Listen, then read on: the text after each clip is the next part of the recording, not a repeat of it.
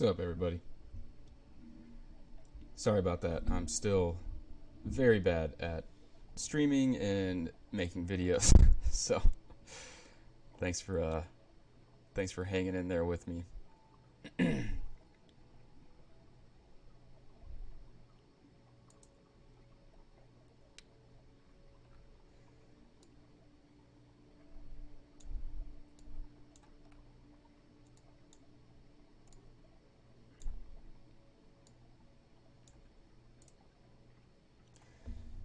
Um, Today, kind of like the style I'm gonna be doing going forward.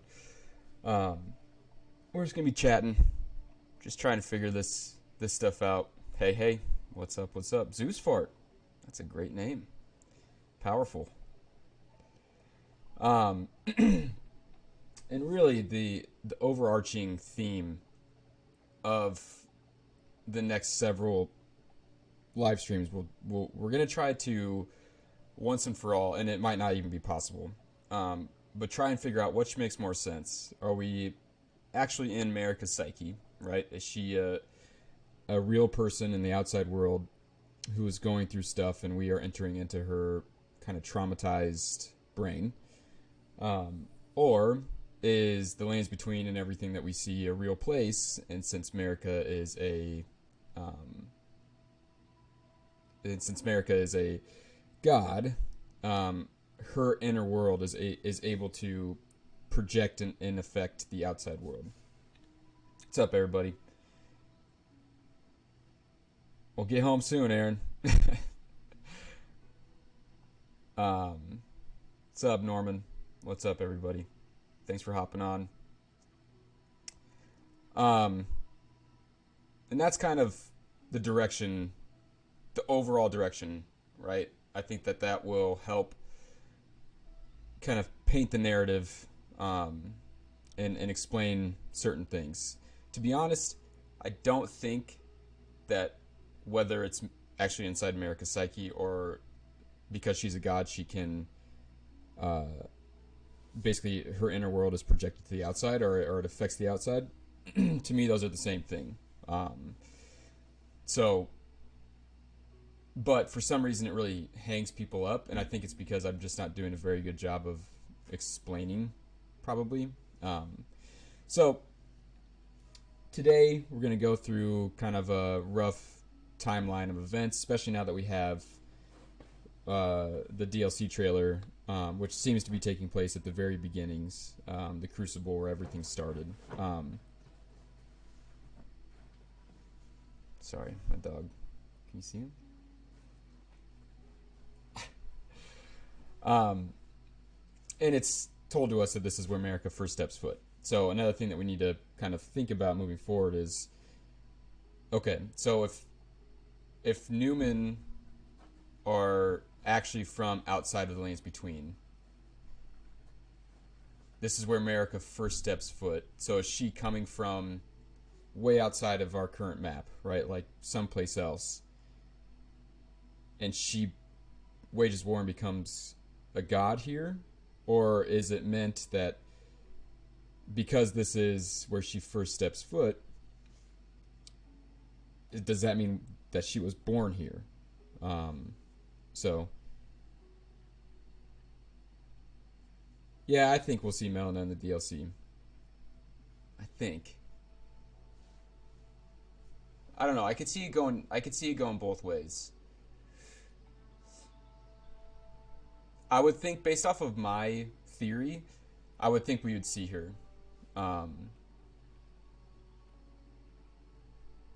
because, so in my theory, she should be the god of this place, of the combined Shadowland, Shadow Tree, and Earth Tree. Like, to me, once this shadow world is kind of taken care of, Melina's both her eyes will be open, right? Like, I think that she will finally embrace her missing half, the totality of Marika, and she will be the god of this new place moving forward. That's kind of what I'm thinking. But could totally be wrong.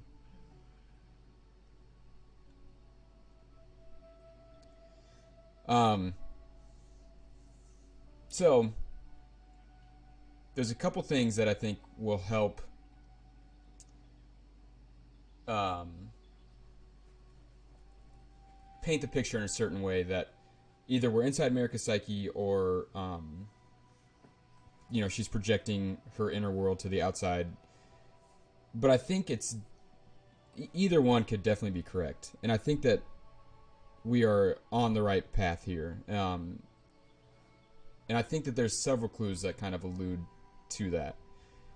One is that the Elden Ring is literally inside of her, right? Like, she is the mother of... She gives birth to everything Elden Ring, right? Like, she is the vessel for it. But what's really interesting is that in the endings, it doesn't matter which ending you choose, right? Unless it's Frenzy Flame. You have to put her head back on the body before the Elden Ring begins to glow and come back to life. Now, obviously, since I take everything to be, very much based on psychology, to me that tells me that you are reinstating her consciousness, and whatever mending rune we use is her new kind of the new world order through her consciousness. And we see in the DLC art that in the Shadowlands, her head, the statues of her, the head is gone. Again, to me, it just tells me that her consciousness is not present in this Shadowlands. She's rejecting it. It's like it's not there. And then this character, obviously looks very much like a brain. We've talked about on a lot of this channel that Lindell looks like a brain. There's several different stages of development from a brain, from fetal development to child to full development. So either way, I think that we can definitely say that the Elden Ring is a representation of America's overall conscious psyche. And her will, right, her conscious will is how the Lands Between operates. I was wondering what you think it means for the deep root depths to be under the Erdtree as well as Godwin's corpse. It seems similar to how the sewers in Frenzy below the capital, similar to how the Shadow Erdtree is the inverse of the Erdtree. So I think that if we look at Godwin as kind of like the pinnacle of America's current order, right? Like, he is the ego. He is the ideal version of how to live, how to look, how to operate in the Lands Between. And the Erdtree is another symbol of it, right? I think him getting murdered and then being cast to the roots of it, and basically the ego dies and goes to the roots of the Erdtree, right? And the Erdtree, because of ego death, the Erdtree starts to actually change, right? Deathroot starts to kind of strangle it. It makes its way to the surface. It changes her entire conscious will, right? Everything about the Lands Between, the Erdtree, everything changes because her ideal, right? Her ego died and is now changing the very way that she operates and that she thinks. That's how I take the deep root depths. Like, you're from the source, right? It's creating change from the very source, which I think is why, like, in the Memory of Grace, it talks about a cycle and we'll get into it here.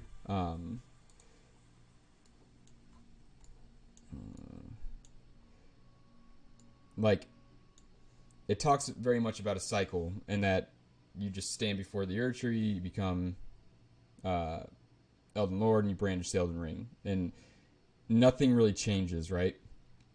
Until the Night of the Black Knives. That everything else was very surface level, right? Like changing minor things, but still operating in kind of the very unbalanced way of thinking, until the Night of the Black Knives.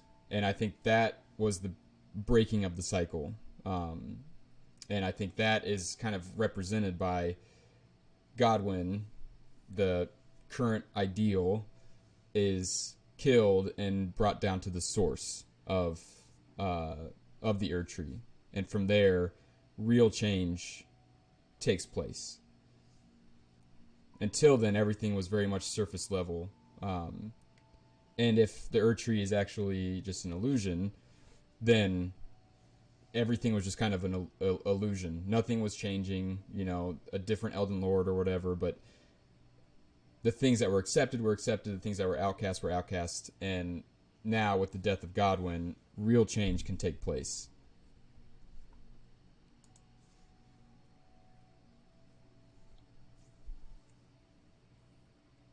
Yeah, they look like the um, winter lanterns or whatever that just cause frenzy.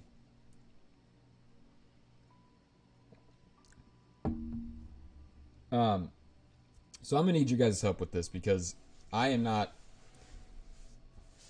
I have become very good at like the metaphysical and what I believe like the meaning is, but I'm not all that well read on just the base. I mean, on the base lore, but the detailed lore like other creators are. So I want this to be a very interactive process. So comments, be like, hey, dude, that's not even close to being right.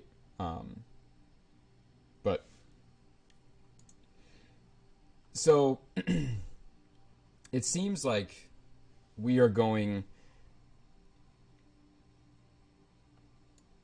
Let me back up. So if you watched my DLC reaction, kind of the understanding the Shadow of the Erd Tree, in there I talk about different stages of development, psychological development, and the first one is obviously infancy to like young childhood. So from the time you're born to the time that you're 3, 4, 5 years old, and in that place you're basically just operating in this unconscious matrix, a soup like primordial united thing where everything is still unified and whole. There's no divisions or fractures. There's no trying to impress anybody, and there's no repressing certain parts of your personality to gain acceptance. And they're very at this age they're still very much attached to the parents, specifically the mother's ego. So kind of the mother is more or less acting as the ego for this infant. I believe that when the narrator says, or when the description of the DLC trailer says that this is where America first stepped foot, to me it just makes sense that this is where she was born. Everything was still together. It's symbolic of a womb. We see the painting, but then something happens. A war happens, fractures happen, and from there, I believe that this is where the Lands Between takes place. I believe that the meteorite, that struck the Lands Between, that blew off Fair Missoula, is the beginning of America's godhood, right? It's the beginning of this war, the war of the accepted versus the rejected. And what's really interesting is that the narrator says basically that the war that happened in the Shadowlands, there was no like good or bad side. They were just on the wrong side of a war. which to me just means that there wasn't an actual conflict. Like there wasn't like an invasion or a murder that took place or some reason for the war. It just seems that there was a fracture, separation between what America deems acceptable and what she deems unacceptable. And basically everything that was left behind in the Shadowlands or in the Crucible is now just the Shadowlands. Everything that is rejected and repressed from the world.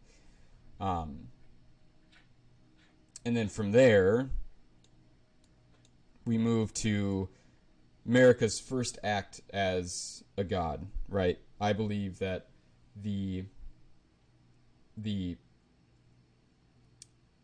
statue in the Elden Ring that we see in Malkuth's boss room is the very beginning, the fracture that takes place, the meteor that hits, the division of up and down between the Erd tree and the Shadow tree. I believe that this gets blown off from the Crucible, Fair Missoula, and it's her first act as kind of the beginning of order. And the way Jung talks about it is that these stages of life follow the same path as the sun. So you have in infancy to childhood all the way up to kind of young adulthood and middle life is the rising sun. And then once you reach, you kind of have your midlife crisis or whatever it is, the sun starts to set.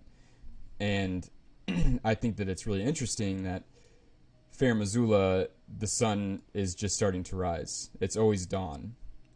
And I think that just is correlating with the fact that this is, you could think of the sun as her ego, where it's just starting to rise. This is kind of her first act of godhood. Good morning. Do you think Vike represents... what do you think Vike represents in regards to its relevance to America? I'm not unaware of his lore. So I think that the base game is all about trauma and what happens to somebody when how somebody responds to trauma. And I think America is just the overall subject of this kind of case study, if you will. And you can see that in all of the other kind of Lord contenders, trauma happens, and they all resort to basically frenzy or madness or some other really negative outcome. And I think that is... I'm very much in the mindset that the base game, the main game of America and her trauma and her journey is told to us over and over and over again through different NPCs, through different quest lines, through different narratives that happen.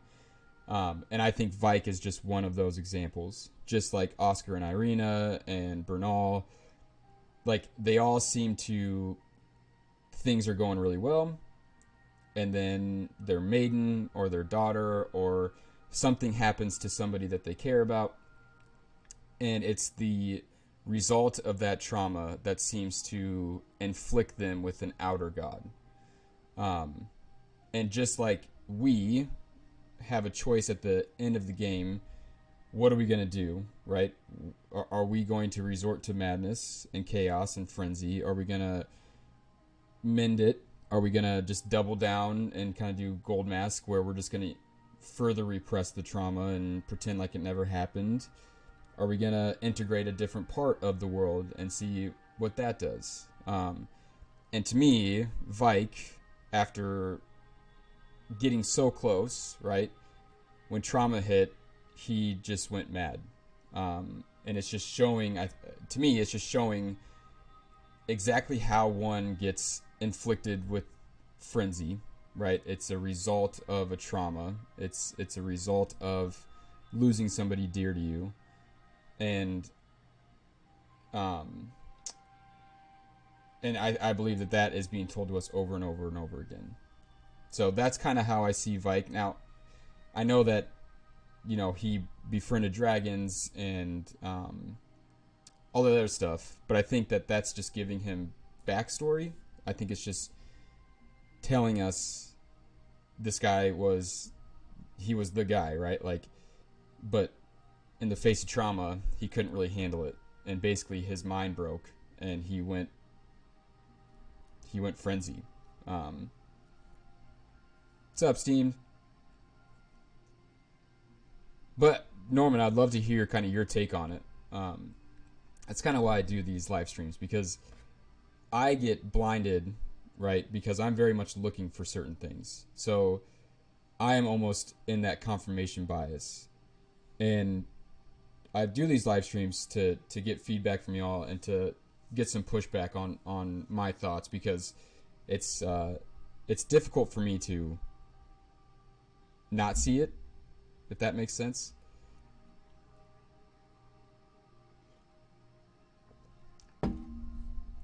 Gives a very unique perspective on Gold Mask, the idea of his name implying a cover-up of the negative through what is perceived as the gold standard.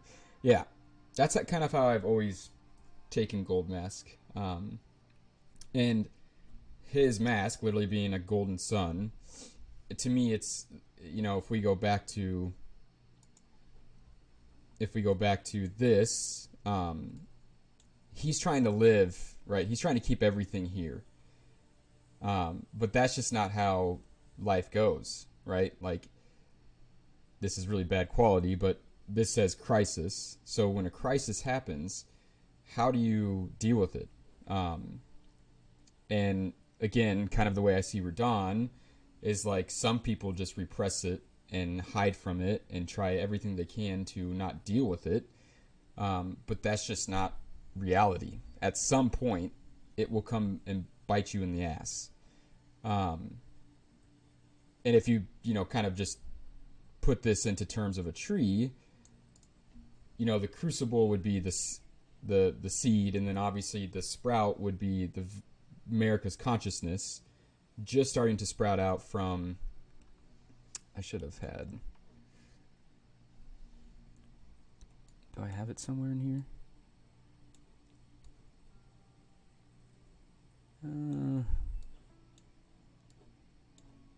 Let's see if I can find it super quick. Malekith, Boss Room, Elden Ring.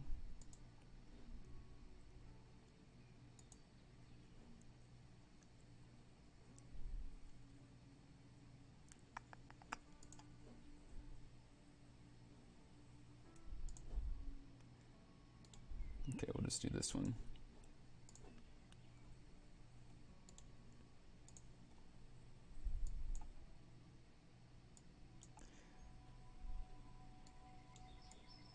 So,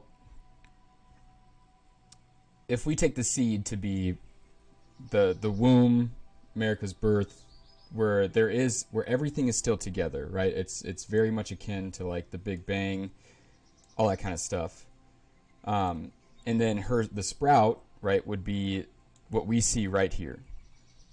It is literally the sprouting from the unconscious, from the roots, from the seed, from the crucible, the sprouting of the tree. It is the very beginnings of her order, of the Erd Tree, of her godhood, right?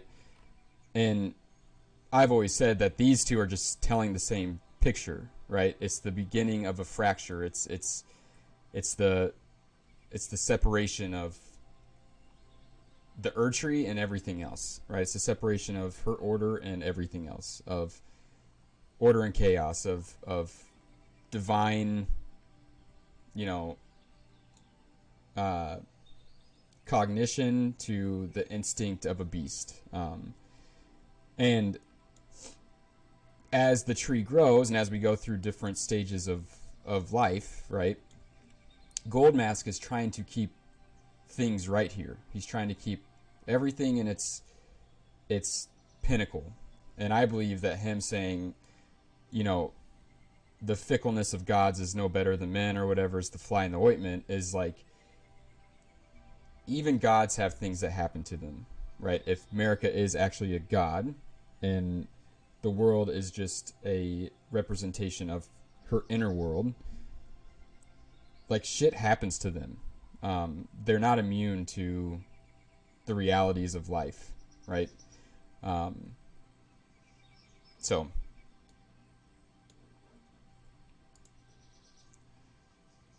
um, how can we interpret Dung Eater's ending?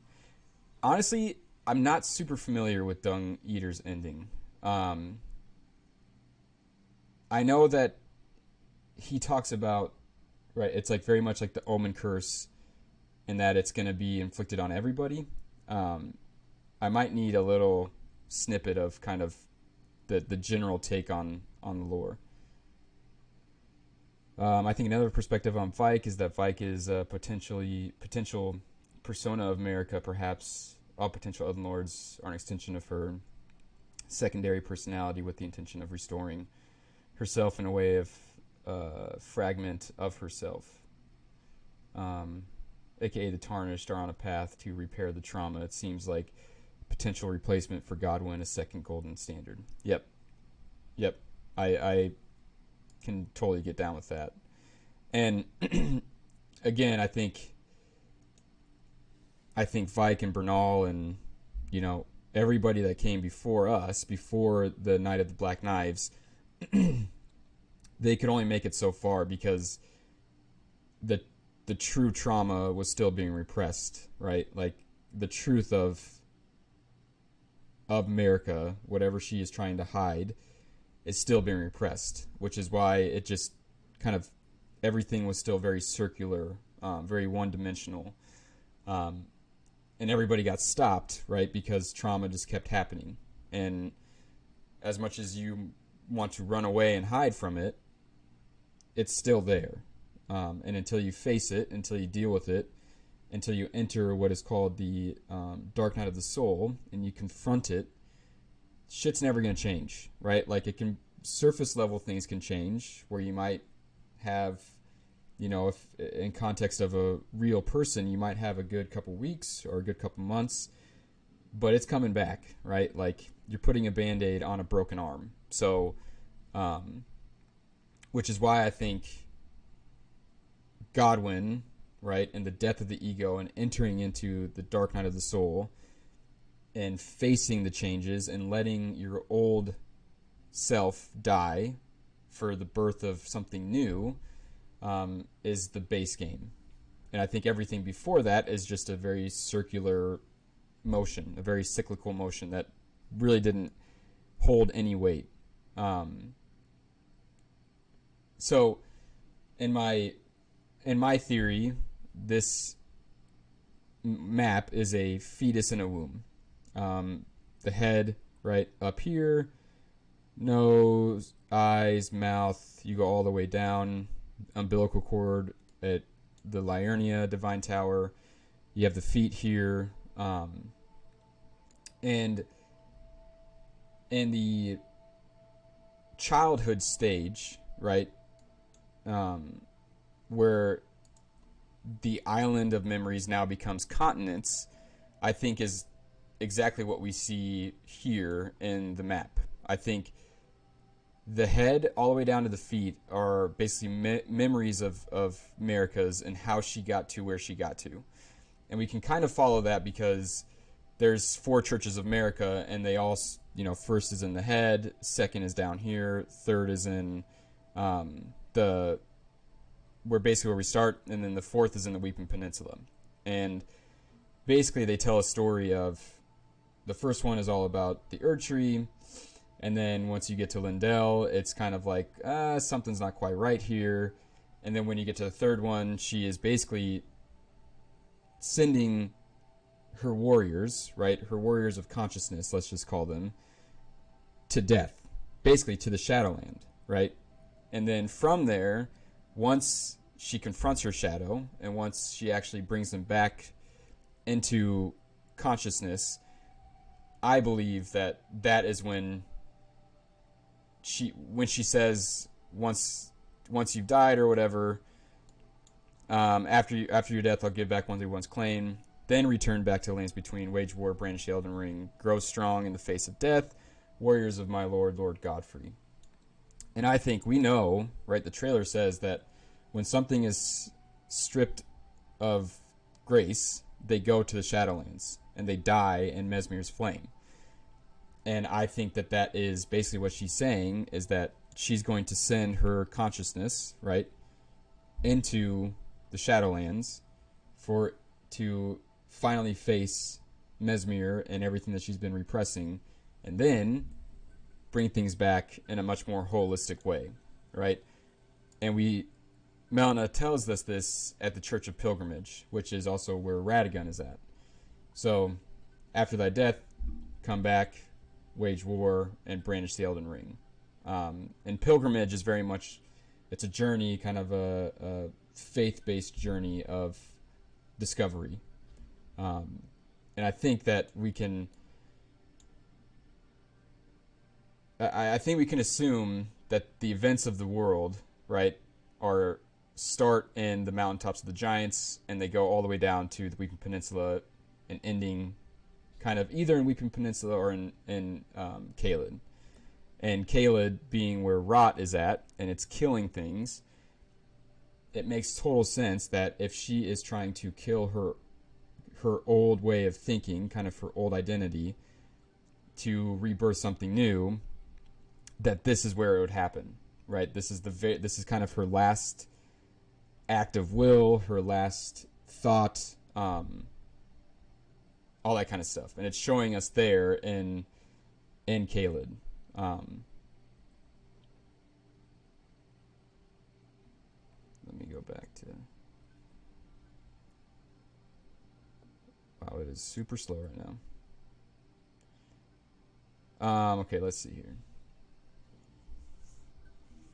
Dung Eater's ending is basically, if everyone is cursed, then no one is, and all curses are blessings. If the world is cursed, then curses have to be accepted.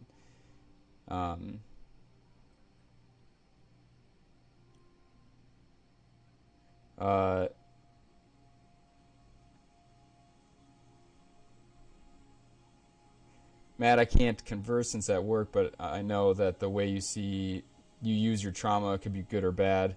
It's about how you use it to benefit, and that usually follows for all, hence why we only have frenzy, and moon ending feels very congested. Dung Eater defiles corpses by defiling corpses via ripping out the soul, located in the male G-spot in Japanese mythology. Places it back in the victims.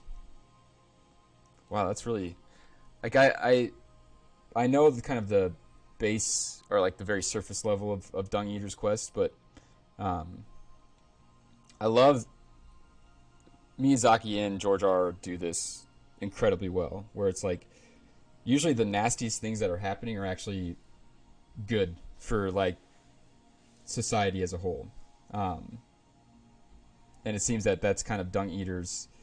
He's kind of taking it upon himself to bring acceptance to everybody by projecting, right, like basically by making everything negative, everything's equal. There is no good. There's no good or bad if everything is cursed.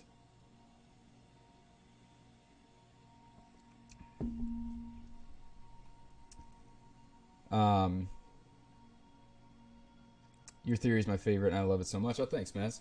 What I keep wondering is, do you think Miyazaki intended all of this, or could he be a so-called symbolic idiot by chance he comes to this? I definitely don't think that.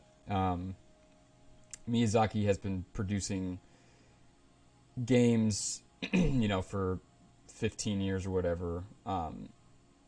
And if you go through the progression of his games, you can very much see that human psychology seems to take a bigger and bigger role in the way that he produces games. Like, I think back in Demon Souls, I think it was just a straight up, I mean, I'm sure that there's a lot of symbology in it, but I think it was a much more straightforward, like,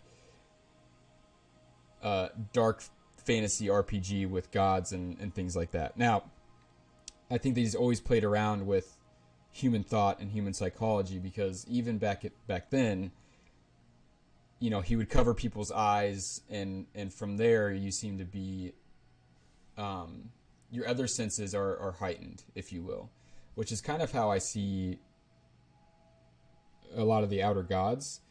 Is like, if you blind somebody, right, and you take away their their connection to the outside world, right, their inner world becomes the dominant force of their life.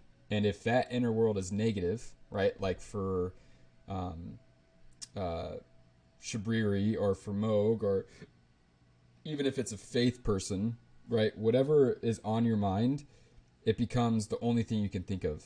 And it becomes literally your God, right? It's like a obsession, addiction, um, because you no longer have anything to uh, counteract that thought process, right? So everything that you think of becomes kind of your God. So if your eyesight is taken from you, or you're blindfolded, and you have devout faith, you know, in faith, then you become kind of this monk-like character, right? Like Korin or any of the other faith users. If your eyesight is taken and you are going through some really terrible stuff, then whatever your process is, right? Whatever however you are digesting that is going to come out, right? It's going to be your dominant way of thinking. But anyways, I think Miyazaki very much had all this planned. Um,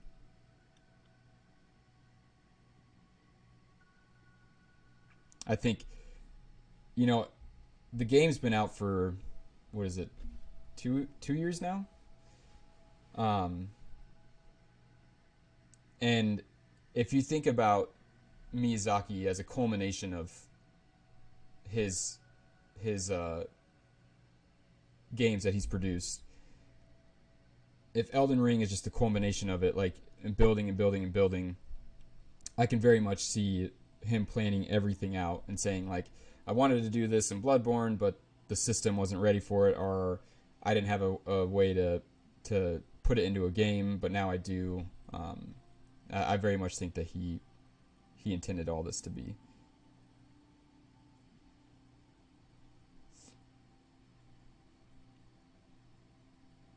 Oh, okay, so Dung Eaters. Okay, so he prevents souls from returning to the Erd Tree.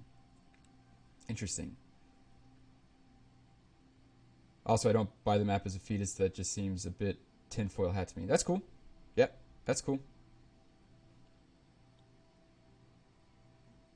I'd be interested to know why. I mean, outside of tinfoil hat, I mean, um,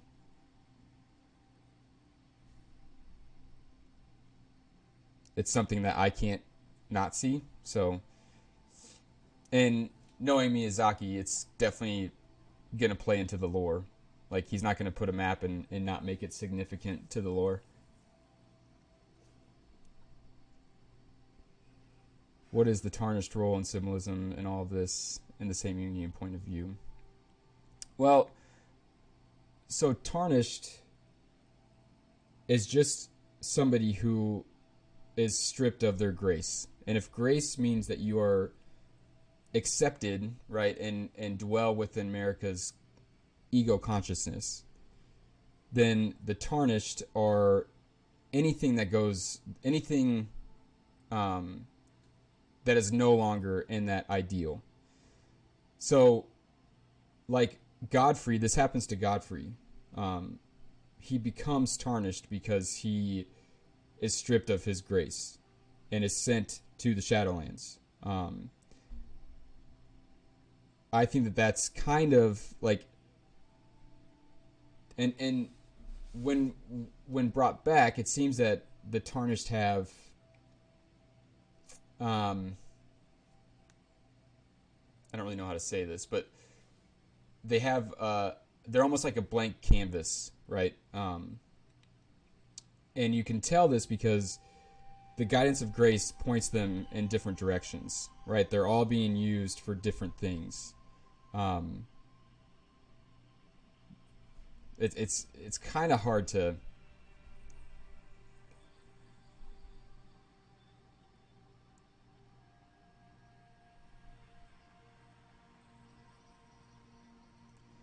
Um, okay. Again, love your theory and its most satisfactory explanation. Although almost sounds too good to be true. Yeah. You are, Aaron. Um,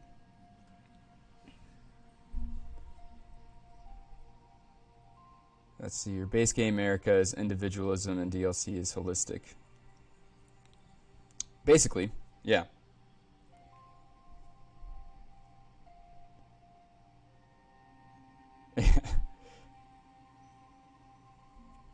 I think Miyazaki and George R. R. Martin is the cause. It almost feels like Martin made Miyazaki self-aware of his ideas. Yeah, that could definitely be. I mean, George R. R. is no stranger to this either. So I think you're probably right. It's probably a collaborative effort to this. Another perspective on the outer gods is that if we assume they're equal to America, they could represent the consciousness of other individuals and how America experience with them impact the world. That's a good idea too.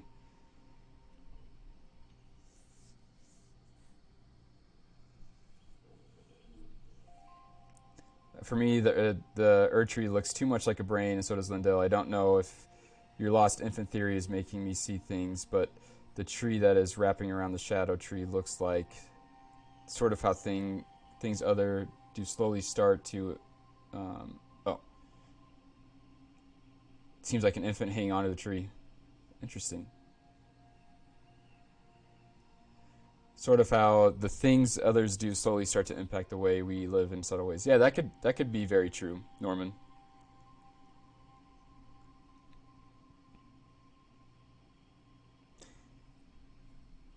The way I see, so Elden Ring is very much about duality, right, and opposition and uniting those things. And if there is an outer god, right, by basically by the rules set forth to us by Elden Ring in general, that means that there has to be an inner god.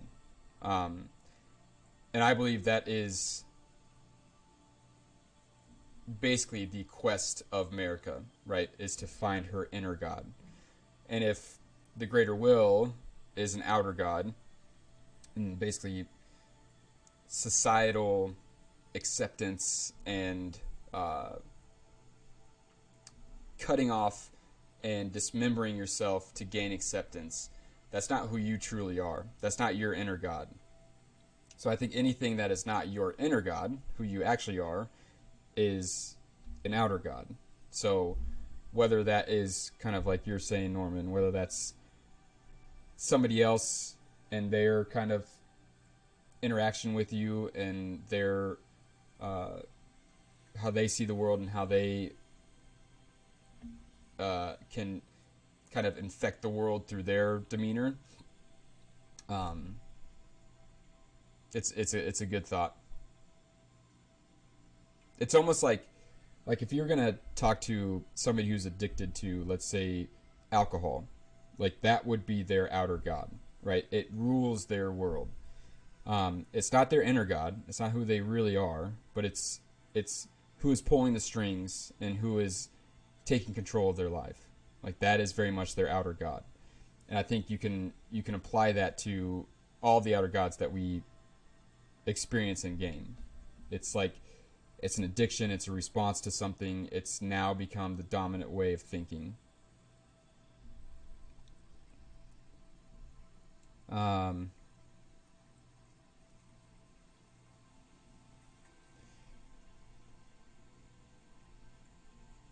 Bloodborne was all about femininity and childbirth. There's no way we have a female god character in childbirth themes and no trauma regarding that. Yeah, I totally agree. Totally agree.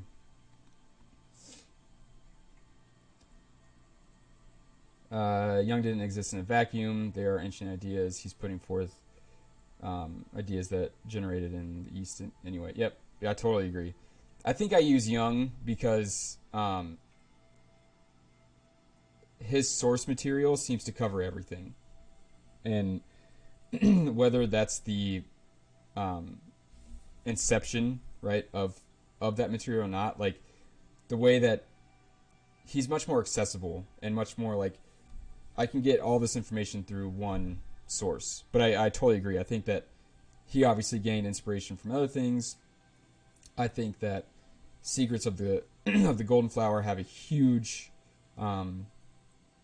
impact on the game. I think that that's where they got the concept of the Erd Tree to begin with, and kind of the monk statues holding the Golden Flower.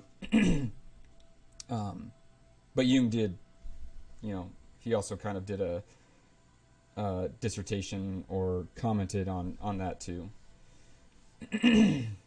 Are the Badlands the Shadowlands? That's how I see it. That's definitely how I see it. I think the trailer basically says like those that are stripped of Grace of Gold come to this place. So however, whatever name you give it, I think that they're all in the Shadowlands. And if the Shadowlands is a crucible, right, and is where everything once was, like we're gonna see the Badlands in there. We're gonna see the Land of Reeds in there. We're gonna see everything that is talked about should be within this place. It'll probably just be like little pockets of it rather than like a whole area. Also, I just realized that if the lands between is America's consciousness, then perhaps all the outer gods have a world where they are the consciousness. That could be, yeah, for sure. Yeah, that could be.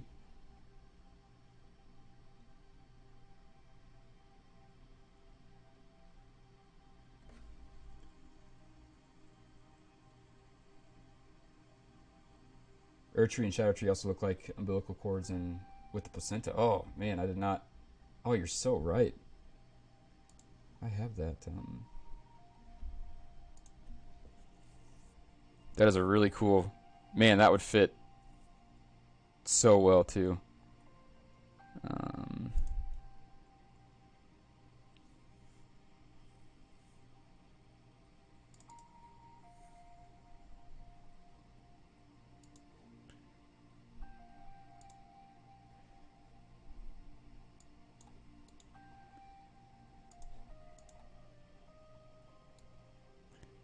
Like if it was going to be right there.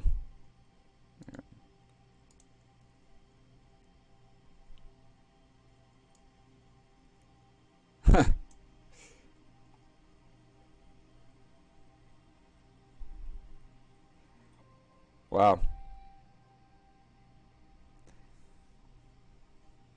That's a really cool catch.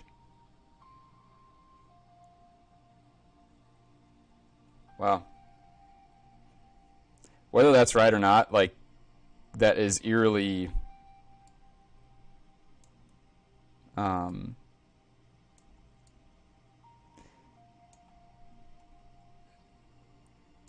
eerily accurate to like what we've been talking about. And if I've always kind of said that the Divine Tower Liurnia represents the umbilical cord, like it's almost like a 1-to-1 match to where the shadow takes place.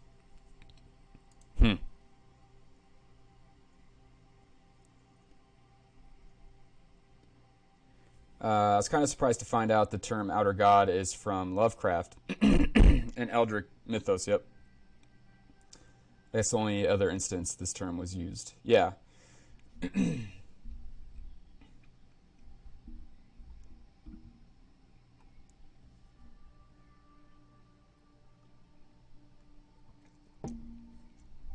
it could, I mean, it could very much be that they are actually like these outer gods, right? It just nothing about it like fits very clean. Yeah, it just like if you isolate right and put outer gods into a vacuum, it makes sense. But if you look at like the whole story in America's journey, it just like it. I don't know. Um,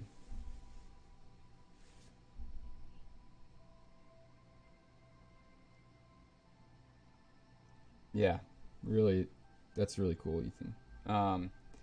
I've seen people theorize that the Vales in the Shadowlands are anchored to the Divine Towers, but it looks like there are more than 6 of them. Although there might be towers in the Land of Shadows itself. It's possible. I don't see that being the case. I think that the veil is just meant to show us that, one, it's being hidden, and I think this is happening in America's like unconscious, right? Like when she's dreaming or sleeping, which is what bed chambers are for. The idea of the world that the outer god of Rot owns seems so terrifying, and that world also has its own tarnished via the blind swordsman who sought it out and sealed it away, similar to us killing the Elden Beast. Yeah.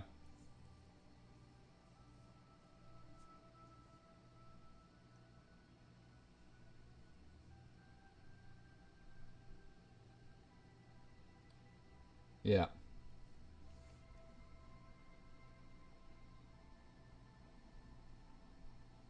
God of Rot is sealed away. Yeah.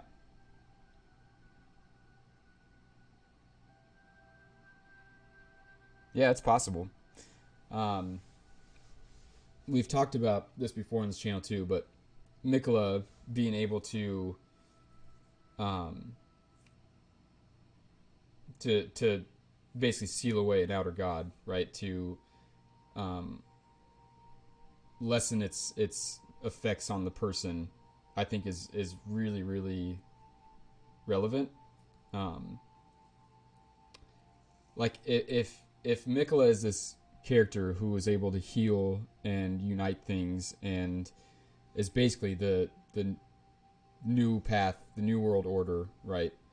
Um, and his needle is able to thwart the presence of outer gods. I think that it's a much more metaphysical meaning than it is an actual physical one, right? Like it, even the blue dancer, who was able to seal away Rot, I think is a much more metaphorical one than it is like this blue dancer actually went and fought a scorpion and is now sealed away. Um, if Rot is about stagnation, right? Blue dancer to me represents flowing waters. So it's like basically if Rot is something akin to like depression and where you're not progressing your life, and you're just kind of slowly dying, then how you fight against that is to live your life, um, is to kind of interact with everyday life, is to start moving, is to start doing things little by little, and that's how I take that story. And we've talked about this before too. Let's see here.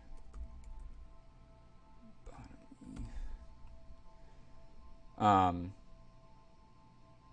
we've talked about, you know, how originally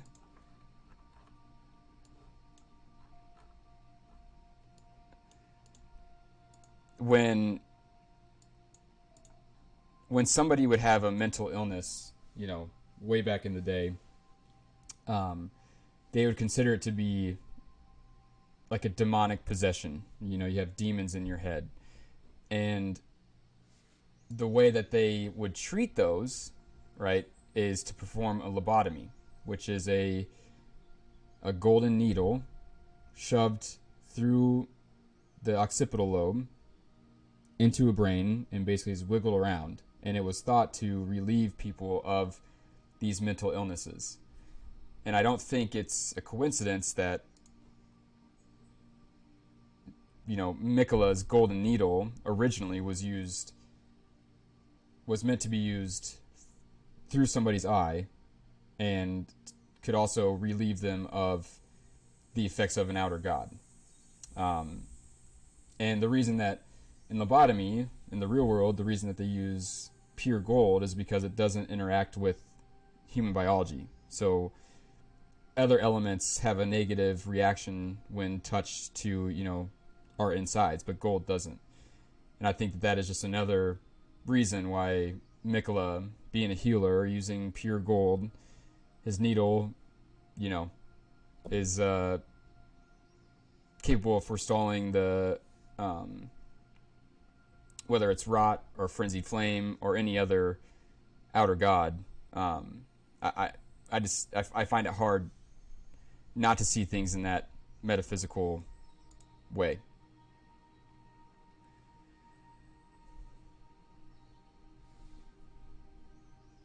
Yeah.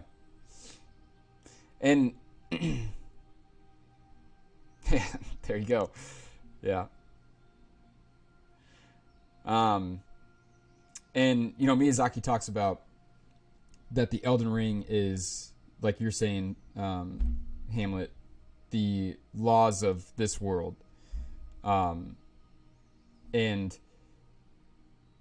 if it's the inner world, right, those laws are basically our personality. It's how we think, it's how we interact with people, it's how we choose to carry ourselves, it's how we choose to act. Those are the laws of our inner world.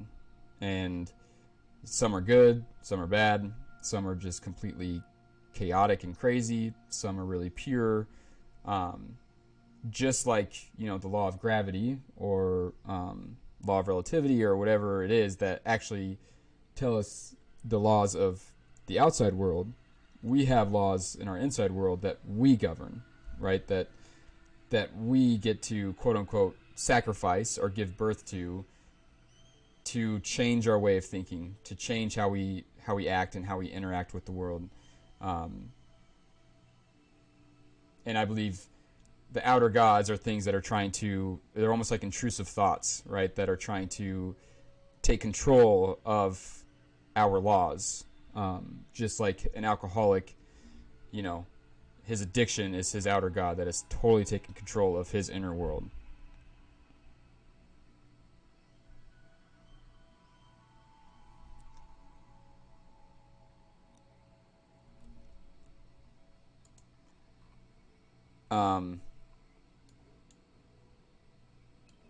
Timeline.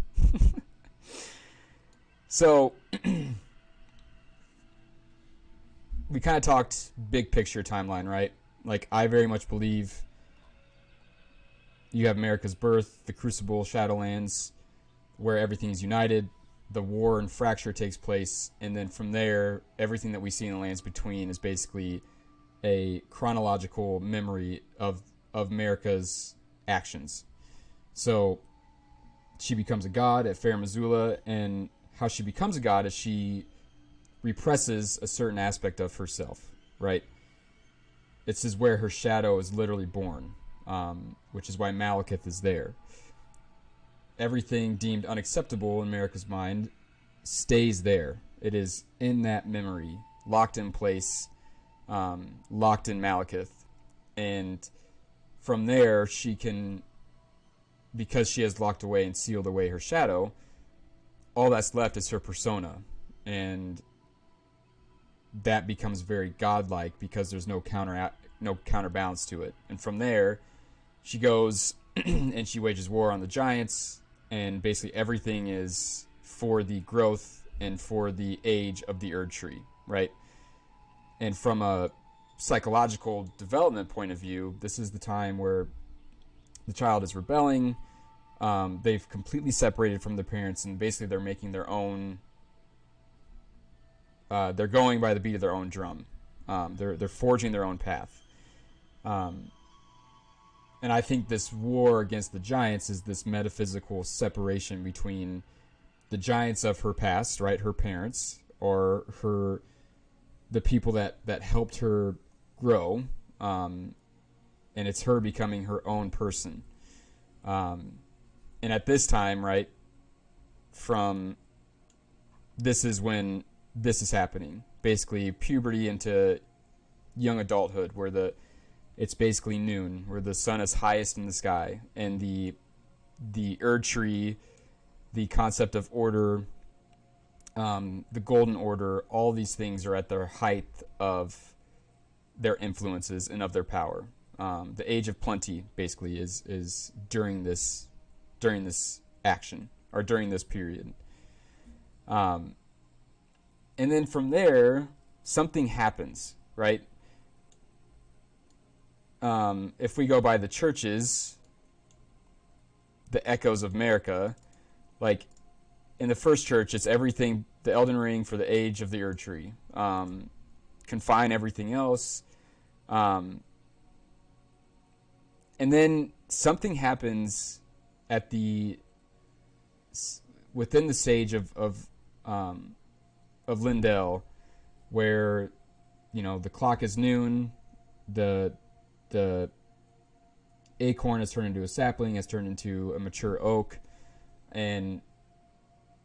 but something takes place where she starts to search the depths of the golden order. And this happens at the Church of the Minor Erd Tree, which is also where we get the Golden Order seal. Now, what's interesting about the Golden Order seal is that it scales with both intelligence and faith. And we talked about this earlier, the secrets of the golden flower.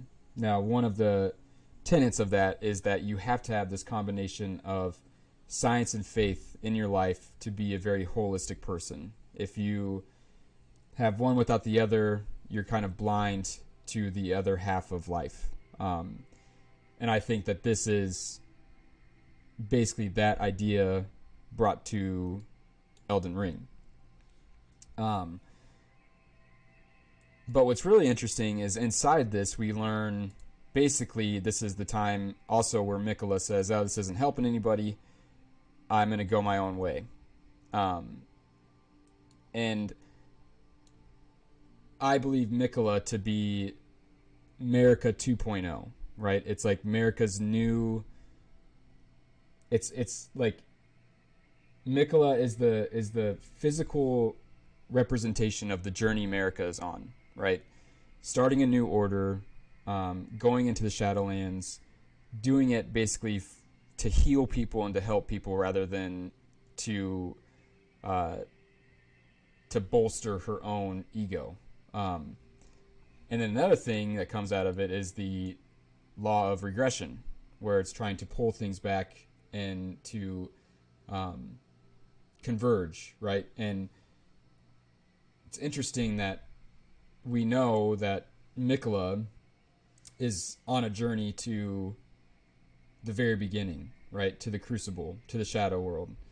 And that from this book we get both of these laws, right? And we are trying to go back to where everything started to converge the Erd Tree and Shadow Tree, to bring them back together. And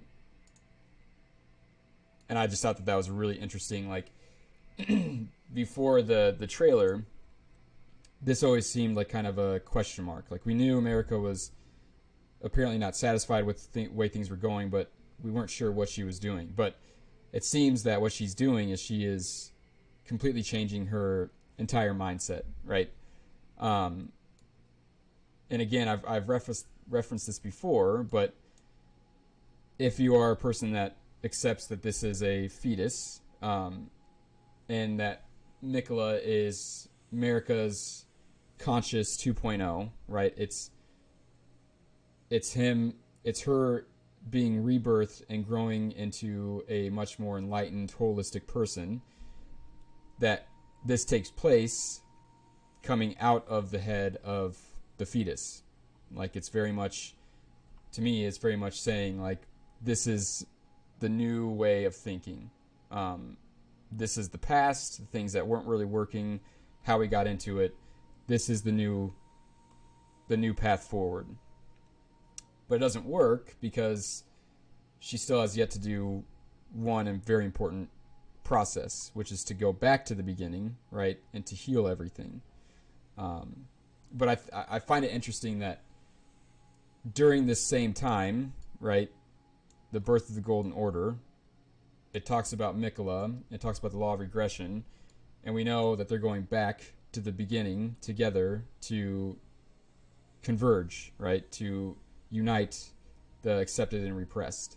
And also, Miquella is basically reborn, right? And the antithesis of that is Melina, a very powerful being, but is dying. It's like, it's literally a split between America's new way of thinking, her new life, and her old life.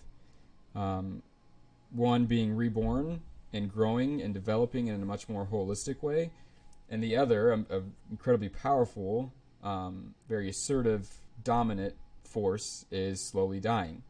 And the thing that the thing that ended up dominating the Halig tree is Rot, because she did not, at that point in time, go back and converge everything that she once repressed.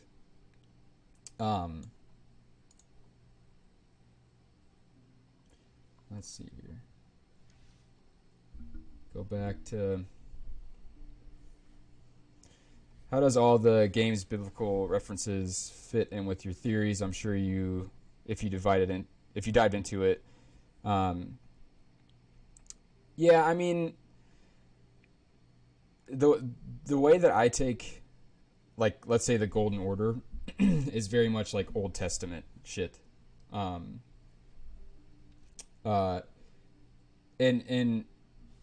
even like, if we think of the Golden Order as like the Catholic Church, right?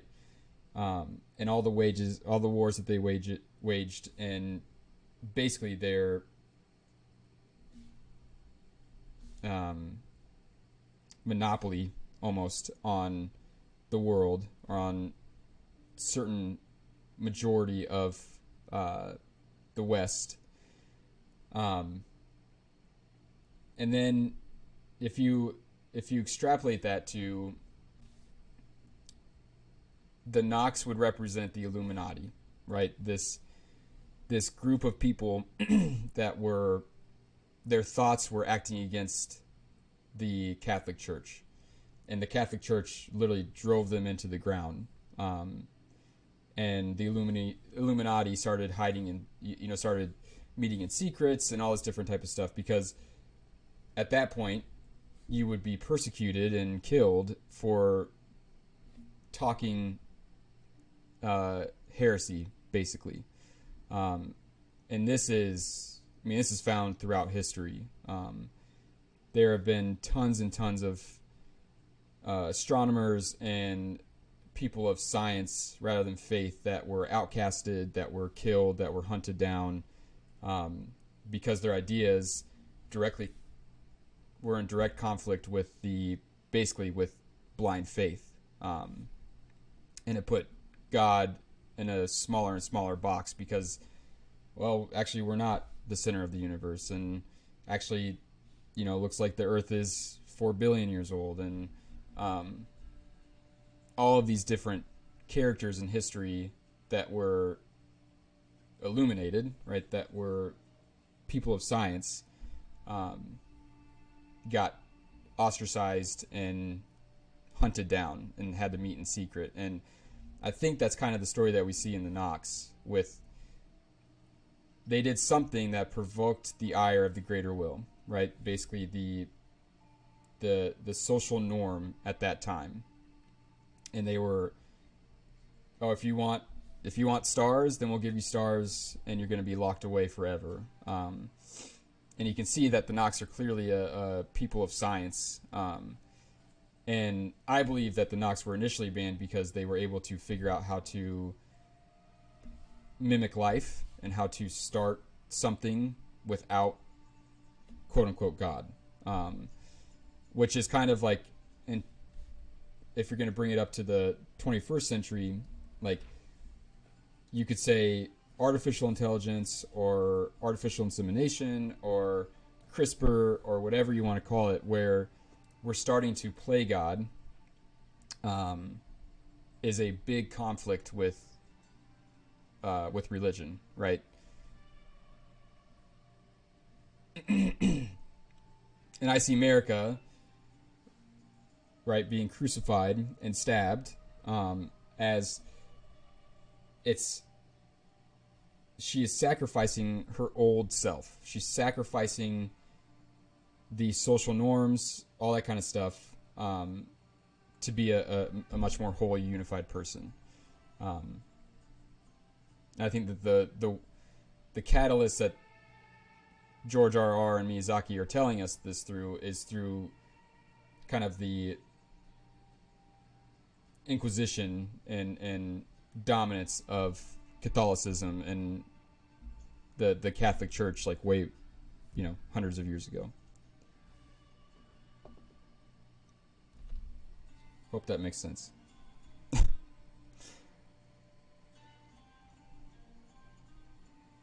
Has anyone seen Osmosis Jones? Yeah. Inner World is basically a city.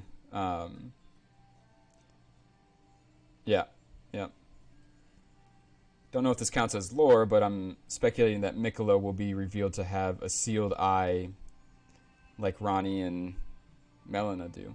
Oh, it's definitely possible. I mean, it seems that is something that Empyreans have for sure.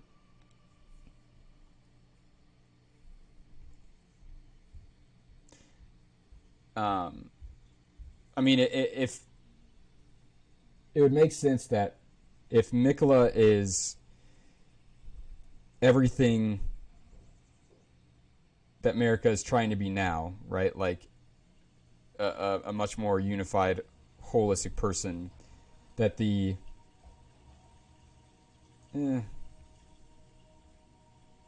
not so much. Never mind. Um, in all post-shattering depictions of him, not old statues, we see him from the back of his head. The intro scene with him and Moog, Shadow of the Erdtree trailer, back of his head. Elden reminds me of our world. We have so many lies, vices, and things distracting us. We all have positives, etc. Really mirrors our current world in a way I can't explain, besides it resonates. Yeah, for sure. Yep. I mean, you could apply this to so many different things.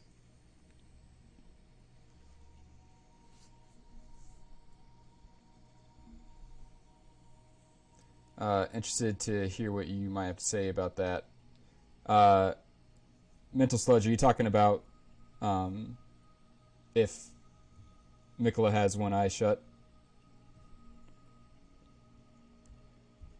Um, it's actually very present in Jungian sense, like William Shatner is mayor who makes decisions for him to be unhealthy. Yeah, I agree. I I very much think of it too as like that Disney movie. Oh God, I forget. Where like they're all a bunch of emotions. Hey, Jason. I don't know how I feel about Miquella, but what he's doing seems kind of similar to Scientology, where they make you share your deepest pain and trauma with them in order to become clear. His cut content where you give people dream brew and they divulge all their secrets, and some of the NPCs are like, hell no, I'm not touching that brew. Again, I see Miquella as almost like he's a very therapeutic person. That's how I see him. So to me, it makes sense that he's trying to get people to face their trauma, to talk about it, and to deal with it, rather than hide it away. I don't get any sense of Miquella trying to like use people or to like a malevolent type of character. I don't get that at all. Again, could totally be wrong, but everything that he is, he's about healing people and trying to fix things and give a sanctuary for all. Like he wouldn't do that plus like be malevolent. I don't think, anyways. Do you think anything represents Freemasons in Elden Ring? I'm not super familiar with Freemasons. I've definitely like done a little bit of research on it, but I don't know enough to confidently say anything. AI isn't really the same as conscious, though. Yeah. No, you're right. I did not mean to say AI. I meant more like artificial insemination, CRISPR, basically either bringing things to life that naturally wouldn't, or changing the natural way that God created something. What if the red dancer in the trailer is the blue dancer turned red because she sealed Rot witching her?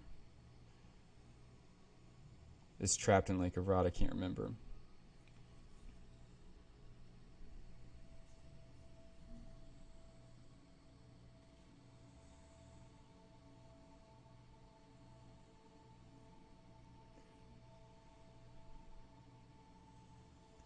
Yeah, that could be.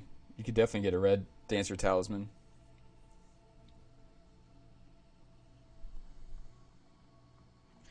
Is Marika prone to be threatened in the shadow world, or is she only moving through her spirit?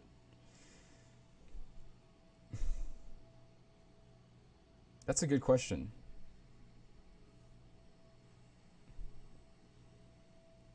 I mean, if you take, like, so in the very beginning of the game, um, it's either Melina or Vari basically says, like, if the guidance of grace is pointing towards the castle, then the Elden Ring is calling you, right? Which, if the Elden Ring is Marika's psyche, her consciousness, her kind of will, um, you could say that Marika is acting through us, the Tarnished, the PC, and we are just an extension of, we're acting out her will. Um, in that sense, you could say that, like, since we are Marika by extension, that yes, everything is going to attack us, because we are trying to change the way things are. Um, but I don't think we'll see Marika in a fight or anything like that. Like I don't see that happening.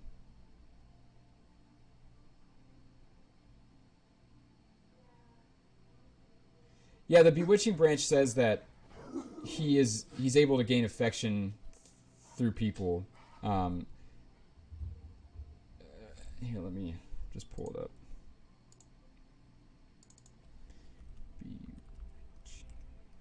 Oh, I did it again.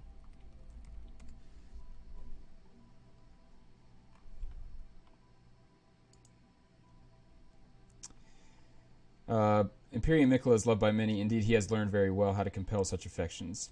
Like, to me, that doesn't.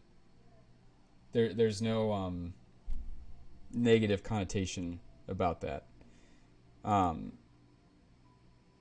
eh, and I think for those of us that have been in therapy or talked to a psychoanalyst or anything like that, like one of one of the first things that has to happen is you have to gain trust with one another.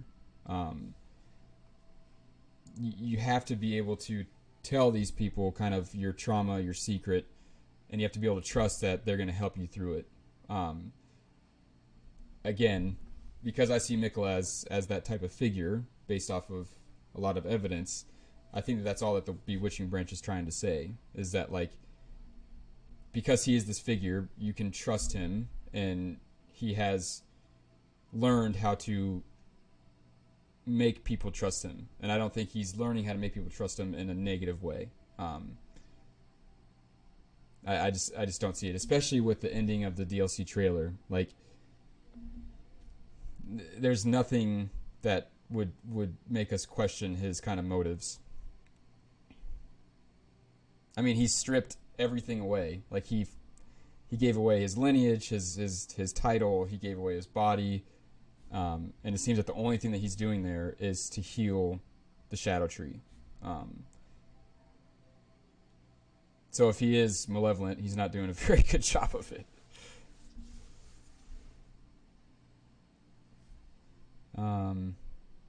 Do the demigods know that America is Radigan? I have no idea. I have no idea. I doubt it.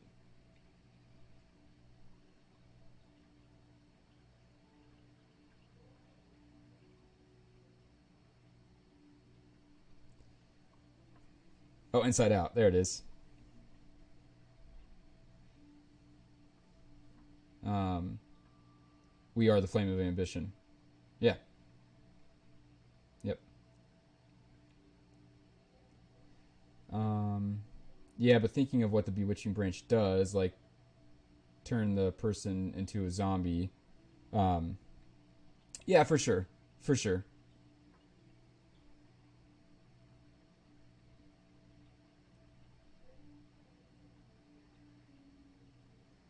Yep. And again, there's just like everything else, right? It can be a force of good or it can be a force of bad. And learning how to quote unquote manipulate people and get them to trust you, sometimes those people turn into therapists and sometimes those people turn into con artists. You know what I mean? Like, again, I think if we would have seen um, any sort of indication that Miquella was doing this to people, it would be a different story. But the other thing is, like, they have to explain his lore to us somehow.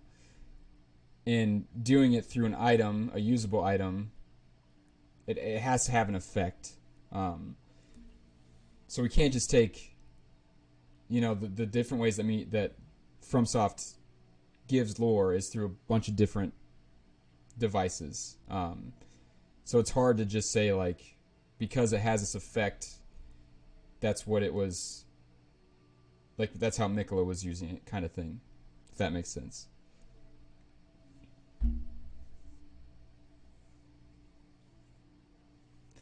Um,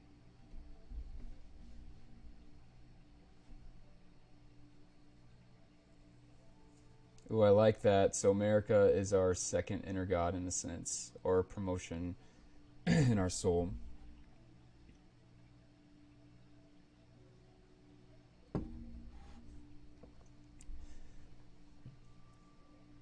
Um, yeah, sure, steamed. Yeah, he's definitely. I, yeah, I don't.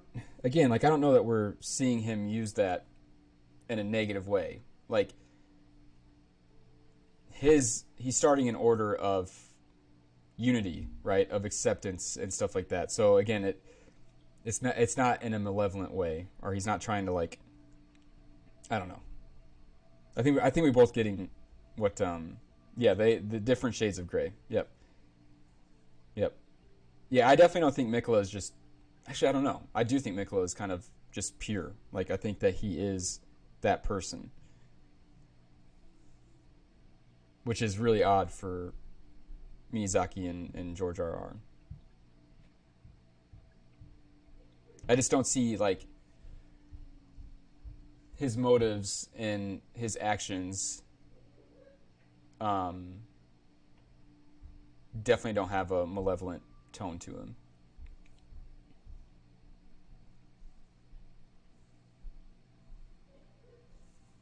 Right.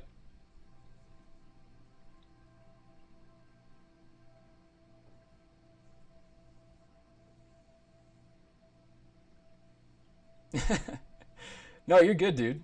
It's all good. You don't need to, no need to shut up. I think we're both I think we're both agreeing with each other.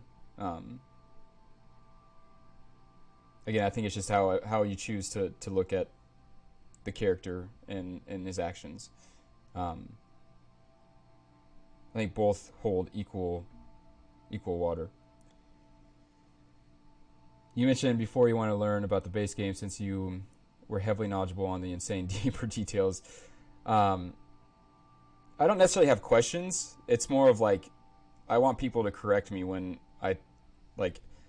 Originally, I was just going to go through a timeline, and there's things in there and characters and kind of like there's certain endings that I don't really know all about and things like that. Um,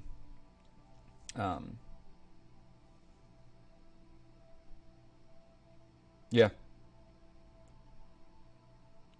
you always want to be the con artist instead of getting conned. Yeah, for sure. Yeah, more. Not necessarily looking at to have any questions answered as much as like just an open dialogue of, hey, that's not even close to being right. This is actually what happened, or things like that. Um, so speaking kind of vaguely about a timeline, um, we know that through various sources, the Crucible, the one great, was the seems to be the very beginning, where life is blended together, where kind of life energy takes place, where there's no divisions or fractures, and it seems that this place um, is part of the Shadowland DLC. Um, the way I see it, and we talked about it before, is that it was the Crucible where everything was held together, and then the war, the fracturing took place where those accepted and wanted, rose to the surface. Everything left is the shadow. So the Crucible basically turns into the Shadowlands because it's now a place of fractured, and the only thing living within it now is the losers of that war, basically. Um, and I've talked about a lot that it seems that are going to be going to um, this cloud.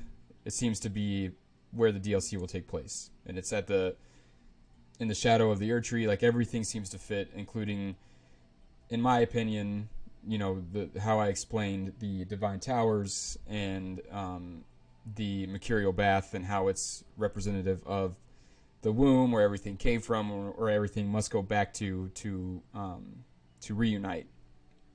And it seems that the law of regression is talking kind of about this process, right?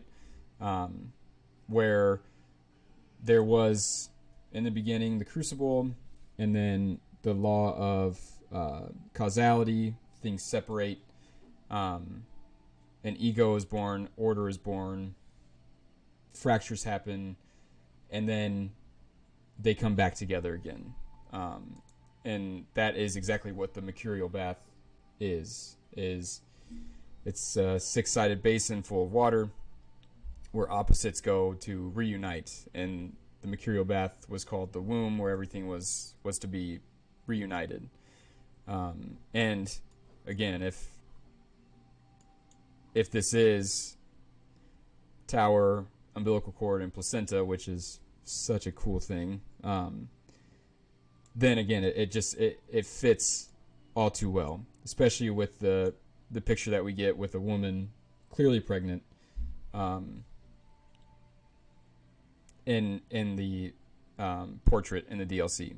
So it seems that this was the birth of everything, right? And Miyazaki tells us that in this primordial Crucible era, beastmen and dragons was kind of what ruled. So I think we have a very hard kind of starting point now, where there seem to have been like, is the Crucible and One Great the same? Were the dragons part of that? Were they before the Crucible? But I think we have a pretty firm starting point. And then fractures came, right? And the first fracture that takes place is between the persona and the shadow, which again is what I see this picture taking place as. So if we go back to this being literally like the womb, right? The crucible, the infancy of America and her consciousness. As soon as she figures out how to gain acceptance and how to basically become a god of this world, fracture happens. And the shadow realm is kind of occult and repressed and veiled from the world. And then from there, the Fair Missoula is kind of the very beginning of her godhood. And I believe that that is exactly what the meteor is, right? Meteor that struck the world and Fair Missoula blew off of it. I think that is a symbol of this fracturing, of this war, where the things accepted gain kind of this golden grace, and things rejected are kind of shoved to the recesses. And this is where everything fractures, right? So you have faith and religion, and then you have intelligence and science. You have order and chaos. You have divine thought and instinct. You have up and down. You have 2 and 3. All of these different things, I think, are literally birthed and happen all at the same time. And I believe that the Fair Missoula is the childhood version of America's inner world.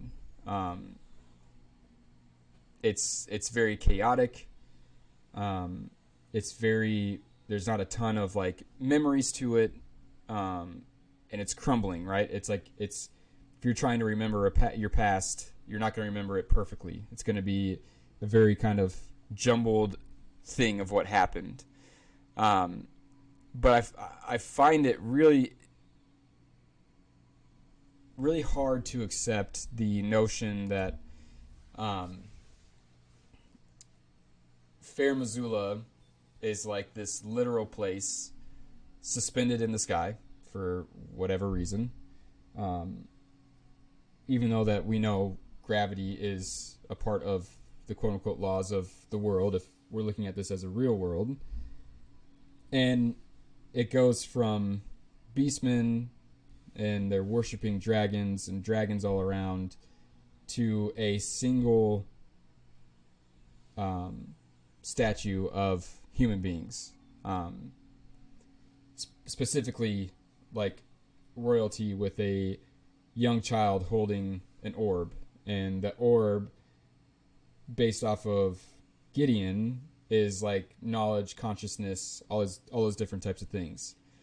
Like I think if it was a actual progression from beastmen to human civilization in a very real, like logical sense, there would be a lot more transition between those two things. But the fact that it goes from beastmen to royalty, it seems like there's a huge gap missing there. And that is one of the reasons I originally kind of started thinking like, oh, maybe this is like a projection of America's consciousness as a child. Like it's very chaotic, it's very mystical, and it's also the place where you first start to divide and fracture yourself. And the shadow is literally born when you are a child.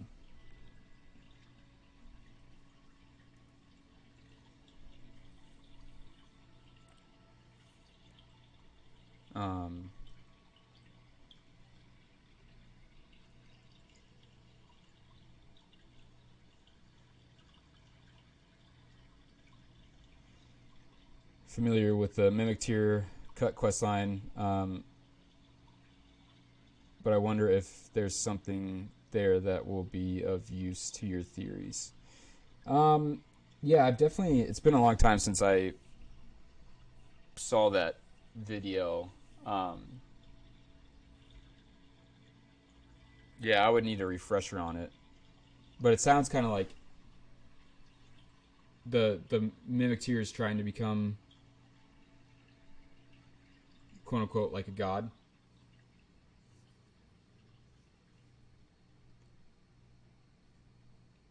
So the frenzy aligns with Crucible. Do you think will have multiple endings in the DLC? No, I don't think so.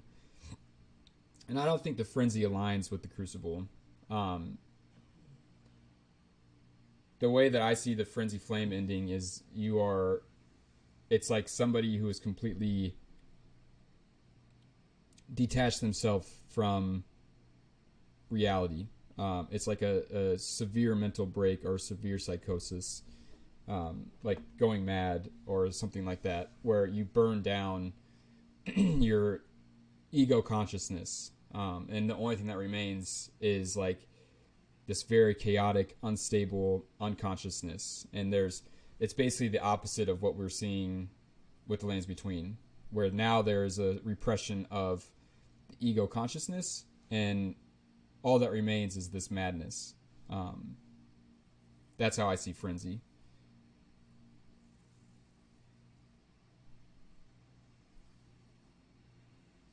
And I know uh, Shabriri talks about like burning everything down back to the one great, but I don't think that he's not saying like burn it back down to the crucible, right? Which could be wrong. I mean, I could definitely be wrong, but he seems to be talking about just burn down the Erd tree, and from there, the only thing left is madness. Um, and Melina kind of warns us of that. Like, this place can be healed. Like, don't just give it away. Don't do this. There's still hope here, and like it's very much, we talked about Vike earlier as like he he kind of just turns his back on ever trying to heal himself or to get past his trauma, and just very much just turns straight to frenzy. Um, that's basically what we're doing in the frenzy flame ending.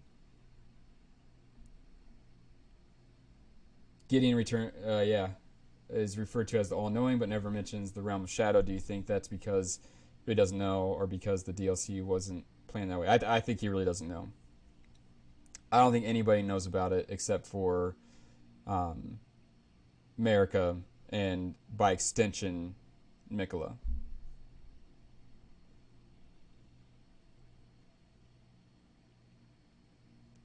And I mean that like because we've talked about how the children are aspects of America, right? Like their complexes are very strong emotions, but they don't represent her, the totality of her. Where I feel like Miquella represents the totality of America 2.0, um, if that makes sense.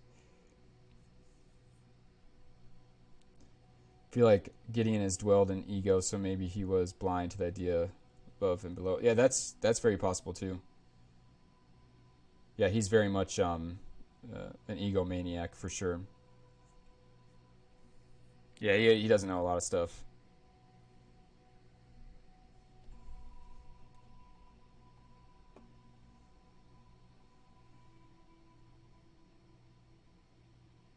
Oh, 1 second, y'all.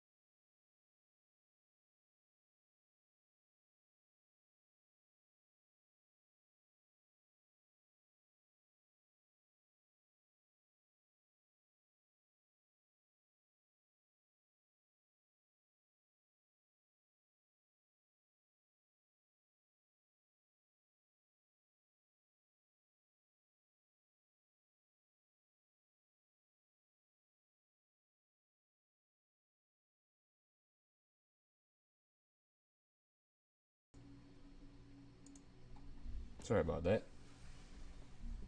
Do you have an aquarium? I do have an aquarium. Um, Also, pieces of Farum around the entire map could be memories of our infancy resurrecting. Yep. Yeah. In my very first lore video, I talked about the, and this is true just, for psychology in general, but the way that people construct their inner world and how they come to be developed as a person is very much based on their childhood.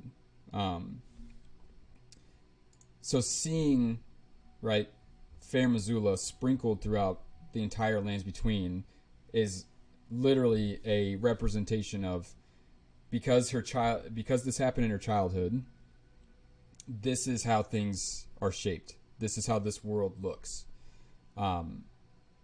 Just like, again, as normal people, if you had a really negative experience and a trauma in childhood, it would shape very much how you develop into an adult. And, part of the DLC teaser was kind of Miyazaki saying, excuse me, I don't know if it was Miyazaki who said it or if it was in the description, but basically it just said, you're going back there to see what America did in this place. So something happened in America's childhood that caused her to fracture in this way, to divide herself, to repress certain things, and we're going to find that out in the DLC, is how I take it.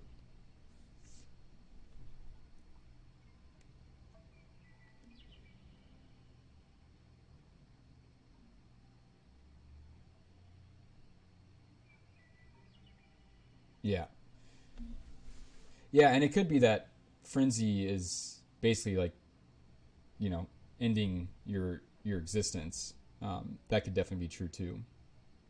Which is why, another explanation for why the Glowmite Queen shows up. She's basically saying like, oh, you want death? Well, you're gonna get it.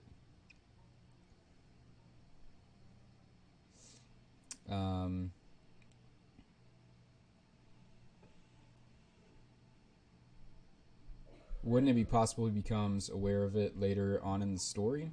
Since he glimpsed into the will of America and was horrified, perhaps by the time we fight him is very aware of it. It's possible.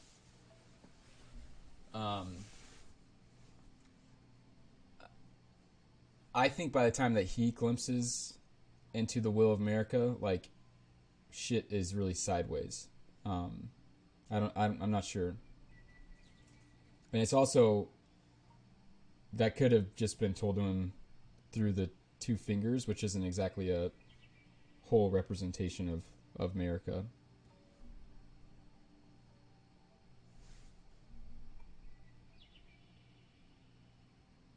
Since you have to lose your body, or I think mind, to access the shadow, is it possible to see Radon or Godwin, or is it only for those that are banished go to the shadow? No, I think, I think if you're talking like straight up psychological terms, then yeah, it would just be the things that are banished. But I think because it's a game, like, they have to make it a little bit more interactable and combative. So I've expressed that I think that the Shadowlands is basically going to be a very chaotic, upside down world of what the lands between are. So I think we'll see similar characters, but presented to us in very different, chaotic ways. Like, I don't think it's a coincidence that we see a Radon-like character on a horse, but in a really strange way. And I've talked about this before too, but the way I see the dragon lion dance fight is is a representation of Moog, Morgott, and Godwin, where the omens are literally propping up the golden child, the golden lion. And it's very much, again, it's very much a symbol of literally the shadow tree and the Ur tree, where the shadow tree represents the roots and the Ur tree represents everything above and kind of like in that golden light.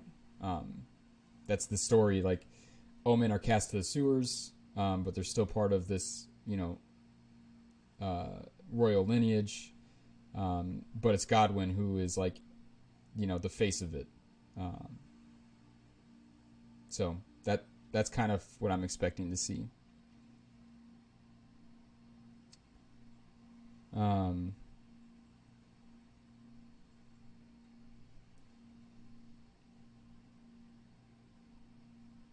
Do you think that everything is taking place within a facet of America's consciousness? That's how I think. I think everything is happening in her inner world. Yeah. And the I think there's several things that point to that, but I also think that there's other things that could make you question that too. That's just kind of, it makes the most sense in my mind for to see it that way.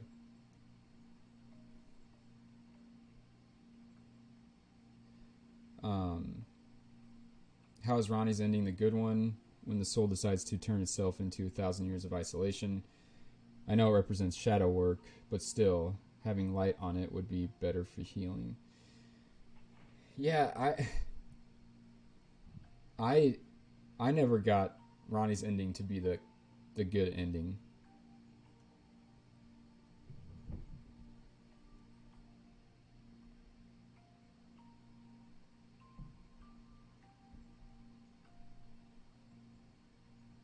Like there's a bunch of different ways to interpret Ronnie's ending. One is that it's more of like the order of science, right, rather than faith, and science is very cold and it's almost the antithesis to religion. But that, like, that doesn't make any sense to me because her story is so depressing and dark and isolated that for it to just be one about logic and science doesn't strike all the chords that we're seeing. But to me, and I said this in my latest video, but to me Ronnie's ending is very much similar to to ending your life.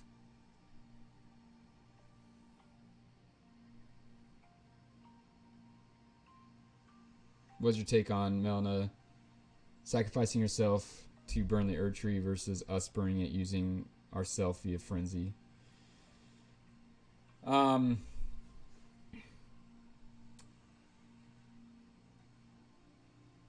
So if we take Melina to represent the self, where all of America's inner qualities are harmonized together, it's very much like the crucible, right? Everything was together and then fractures came from it, and America fractured into persona, shadow, anima, and animus. And the the objective of the self is to reunite these things back into one vessel, Melina. And it seems that Melina is that's her quest, right? She is, and in the a lot of the motifs. Let's see if I can just. Let's see here. Bird tree motif. Elden. Throne.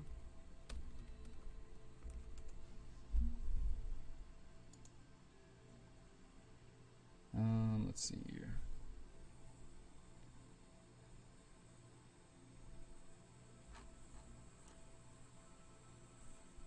Yeah. Right here.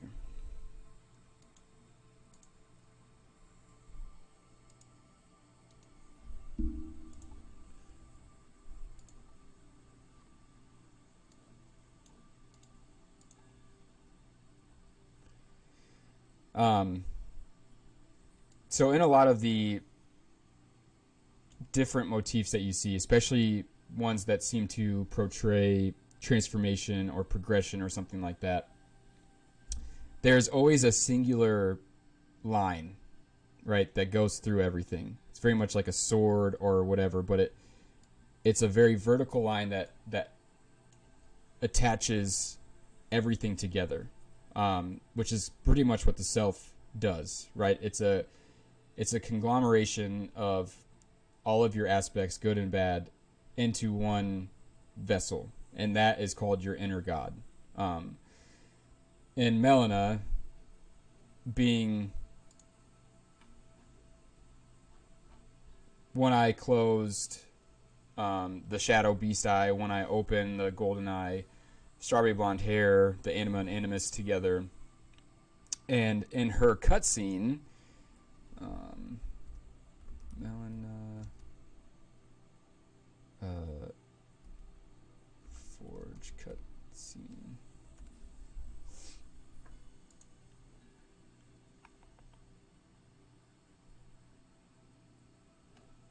Come on.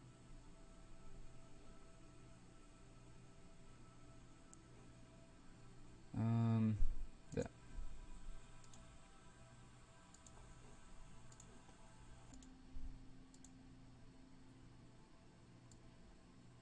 So if we were going to say that, like, right, that's the crucible, and then Melina very much represents that tether, that connecting thing that holds all of these different pieces of America together.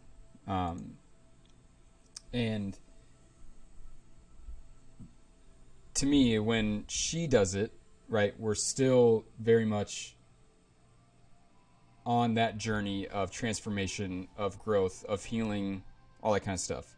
When we do it, we completely reject that notion. And kind of like I said, with my understanding of the Frenzy Flame ending is like you are completely rejecting that, and you are the only thing left is kind of this madness, and this process of individuation, of healing, of transformation is done. Like you've turned your back on it.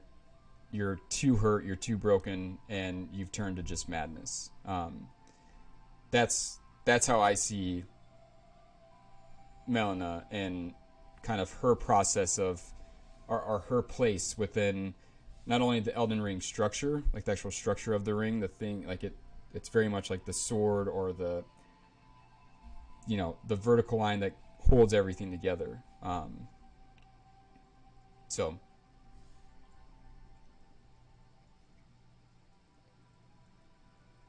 my thoughts exactly. I see the shadow as a mirror world. Yep.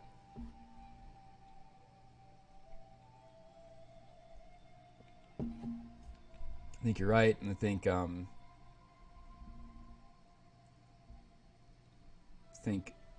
America's world rings laid on top of each other like a tree. Yep. Do you think Mesmere is in that castle on the far left or near the shadow tree? I have no idea, dude.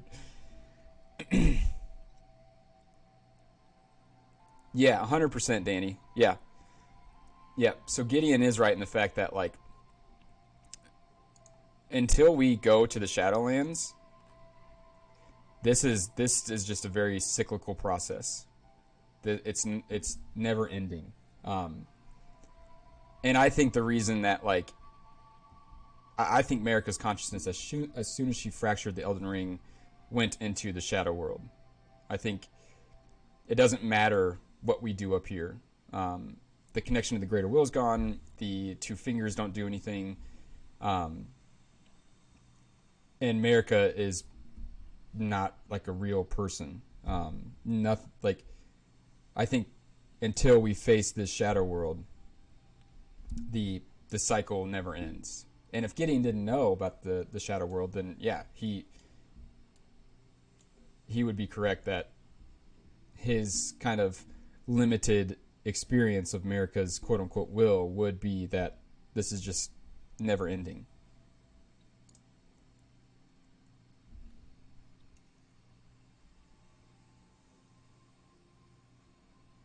I say religion has failed science, so Ronnie's ending feels worth it, but I don't care for the ending's lore. Heard that about every 7 years, your personality changes a bit for your forms, maybe Melana. That reason. Yeah, like every 7 years, like you basically have a brand new body. I don't think it has anything to do with your personality.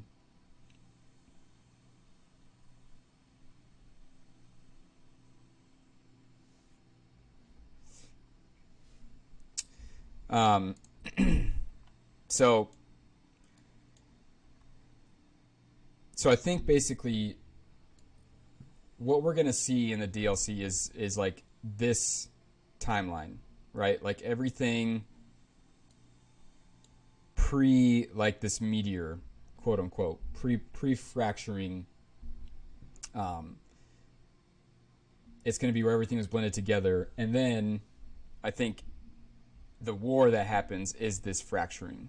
Um, I think that is basically her birth to the birth of her ego, and um, from there, right, Fair Missoula is the first instance of her godhood. It's the first instance of her order. It's how she's going to choose to be and how she's going to choose to interact with the world. Um, and basically, what how the game presents that to us is America, the persona, the Erd tree, the lands between, the two fingers, all that kind of stuff, and then everything outcast is the opposite of that: the three fingers, the Glomite Queen, the Shadow Realm, all that kind of stuff. Um, and then this is where this is where it could very much not be her inner world, because you still have like the War of Giants and Ice Dragons and the Zamor um, that are fighting in the mountaintops. Um, Now, could that be symbolic of, you know, she's still very much a child and she's still fighting and building her ego persona and still rejecting things? That's how I see it. Is like this first stage is still very much about building the Erd tree, rejecting a lot of stuff. It's just that Fair Missoula was the birth of the shadow, where she started to fracture herself, but it wasn't the totality or the end of her fracturing. It was the very beginning of it. And then in the mountaintops of the giants, right, she is still having these wars and she's still fighting anything that goes against her ideal. Um,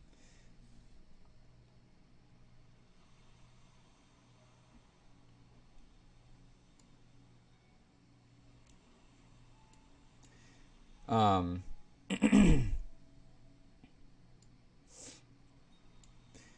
then we get to in a timeline wise, we get to like the ancient civilizations, the Ulan old palaces, the eternal cities, the ancestral followers, the uh, ancestral spirits, all this different type of stuff. And what's interesting about it is that we can't, except for one exception, we can't interact with those things unless we go underneath the surface, right? Um, and like if we take the surface level of the map to be America's inner world, um, like her almost like the outer shell of her brain, right? what Jung would say is happening with these other things is the collective unconscious. So the collective unconscious is the spiritual heritage of our evolution, born anew in every single individual in their brain structure. And it's inherent in every single person, and it's kind of like the deeper level of our brain structure, where what's built around it and on top of it is this heritage, right? Like this heritage gives us the foundation and innate understanding of our past and of our ancestors, that it's kind of the foundation that everything is built off of. And I think it's interesting that you have to literally go underneath the surface of the map to uncover these ancient dynasties. And what's even more interesting is that at the beginning of these ancient dynasties, right, we have ancestral followers. Like that seems to kind of be the very beginning of them. And they are very much mimicking the practice of animism, which was the very first kind of belief system where they believed everything had a spirit, right? Everything was kind of sacred. There was no organized religion. In fact, organized religion was the antithesis to animism, because once you start organizing it, then you're deeming things that is acceptable and that is rejected, where they believed everything was divine. And that's kind of at the very bottom, right? Like that's the very basis of our understanding, and not just in the game, but also as kind of human beings in the real world and religion, right? That was our very first quote unquote spiritual or religious experience, was animism. It's where things like amulets came from, things like shamanism, all this different type of stuff had its birth in animism. And then through just time, the progression of civilization, we went from animism to a very much more organized religion.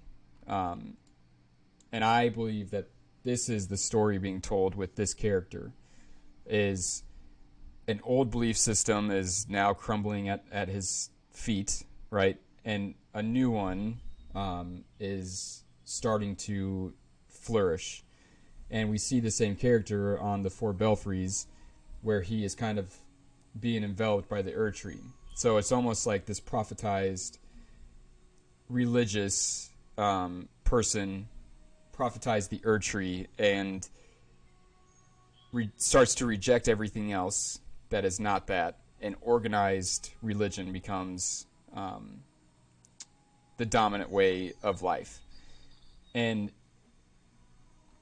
that, out of all the things, that starts to bubble above the surface, right? Like this new way of life seems to bubble above the surface and show kind of how we got to where we're going. So again, I see it as a collective unconscious that is innate inside America's psyche, that explains how we got to where we got. But you could also say that it's very much the real physical past that we're exploring, and that it's telling us a story of a real place and how we got to where we got to.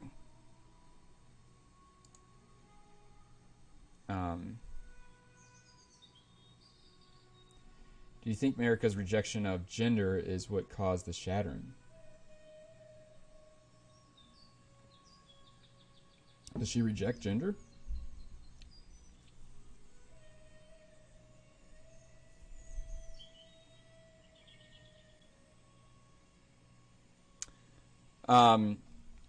K-Man, the way I see the greater will is it's like the social norm.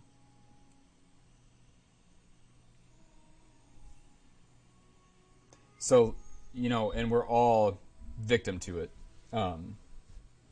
except for a very select few, like monks and very like awakened people, where our desire to fit in and to be part of society and accepted by the majority shapes the way that we think, the way that we interact with people.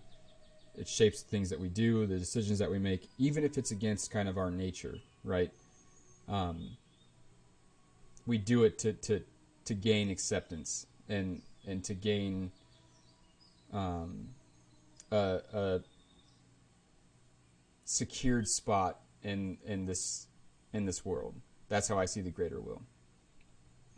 And as America goes through this process, it says that the greater will has abandoned the lands between. To me, that just means like America, because she's going through this process of individuation, is she's rejecting the notion of societal norms. She just doesn't give a crap about them anymore because even by pursuing that as her outer god, right? And I would say most of our outer gods, it doesn't do you any good. It's very surface level facade type of stuff. It doesn't talk to who you are as a true individual human being.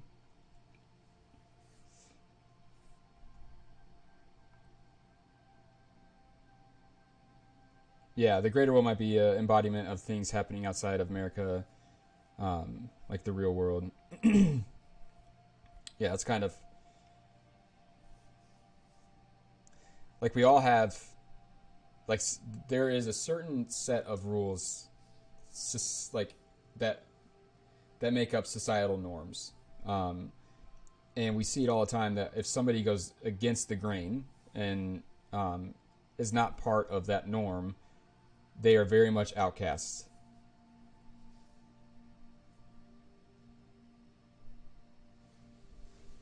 Um, was it you that mentioned the shadow world can see into the lanes between through Godwin's? Yep, yep, yeah. So Deathroot is not just a really interesting kind of visual, but it also has a psychological meaning too. Um, where the eyes of the Deathroot are the eyes of the shadow looking up into the unconscious or into the to the conscious world. Where in a healthy psyche, it's the opposite that is happening. Where like golden eyes, you would say, the eyes of the consciousness would be peering into the unconscious, to kind of keep an eye on things there and to make sure that the repressed things aren't rebelling and gonna start taking control of your life.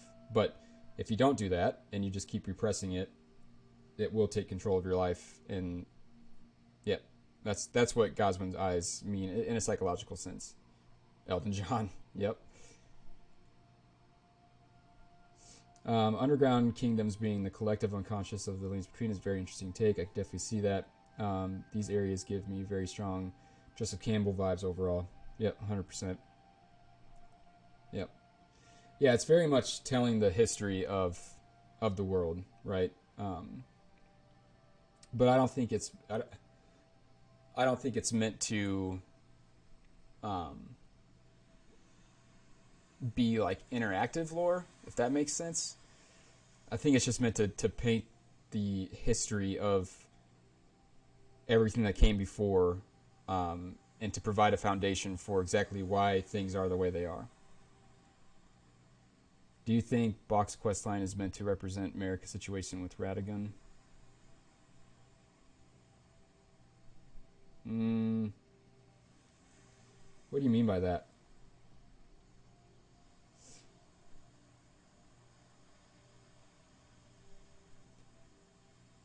I mean, it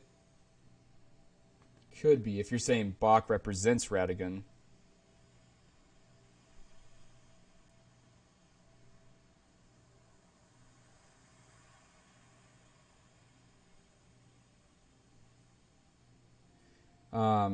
Rob, I guess not reject gender, but coming to the realization that she has played every role across the time expanse of her existence.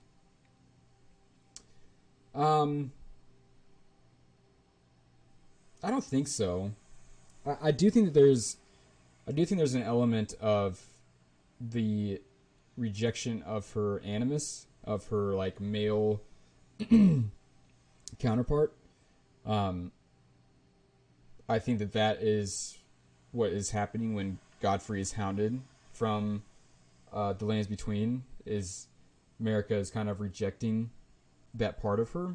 Um, she seems to use it for a short time and then reject it after. And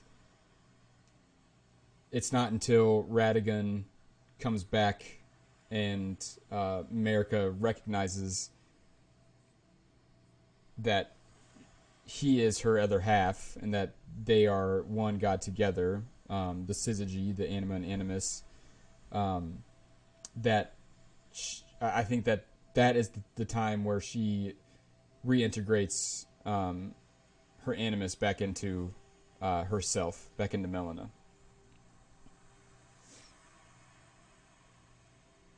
So America possibly had a miscarriage in real life, and her womb was left too wounded. A mother that underwent ego death without having a child in the end, and we witness her inner struggle. That's kind of how I feel like all the different narratives and themes and clues, like there's too many elements of child loss, too many elements of trauma and what that does to a person that also kind of uh, provide context for the endings that you can give to America and the Elden Ring. Um, and there's too many parallels between that and what America and the lands between is going through. So yeah, that's how I see it. I see the thing that I am not sure of yet, which may never be answered, was whether it was a miscarriage or whether it was an abortion, like a life-saving abortion that she had to do in order to survive herself. Because there's also a lot of themes of sacrifice, right? Like in the Weeping Peninsula, there's a bridge of sacrifice, and then right next to that is the Impaler's Catacomb. But because Marika is mourning, right, she's very hurt. It wasn't like she sacrificed it as in like a to appease an outer god or to get something that she wanted or anything like that. It was like she sacrificed it against every fiber of her being. So that's it could be one or the other. And what's really interesting, if you guys have watched my Fear the Night video, like we in that video we talk about how at nighttime these two worlds, the earth, the lands between and the Shadowlands, the bridge of them seems to be connected. Just like, in real life when we dream, our conscious and unconscious are connected through dreams. They seep into one another, and dreams are kind of thought of as the way the unconscious is telling its story and interacting with you. And the themes of death, and not only death, but of infant death, permeate that as well. Because the death birds, they're all infants. If you look at an infant bird skull, that's what you see with the death bird. And the themes surrounding the death birds, they have the sacrificial axe, they have the death poker. They all kind of mimic the very ancient abortion tools. And like the death poker talks about that they rake out the remains from a kiln.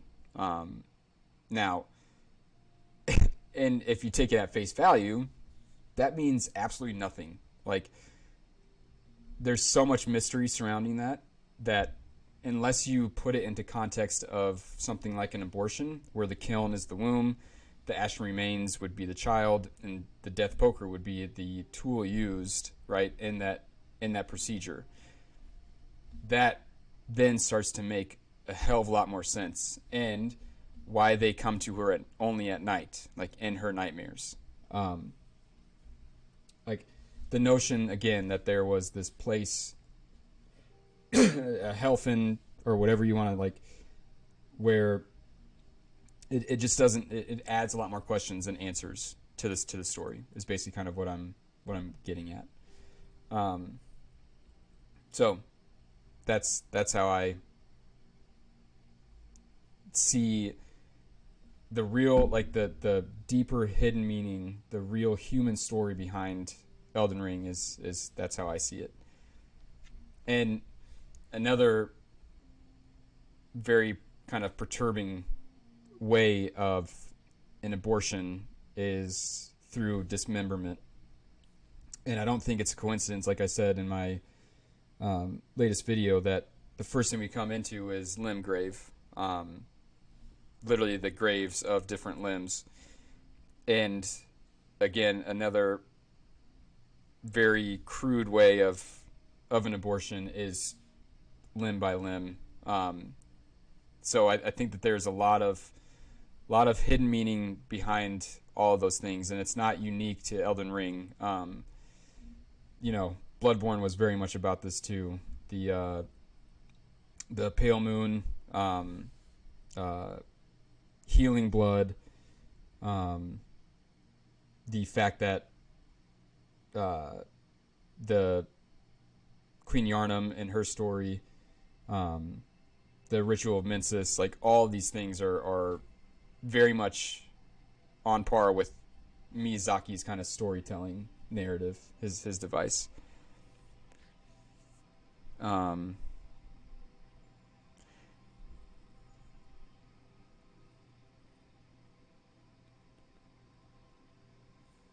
Bach wanted to be told something like a child, and Radigan wasn't felt like he was enough, I believe. Oh, okay. Bach's quest ends with giving him either a larval tear so he may attempt to become human, or convincing him to accept himself with the "you're beautiful."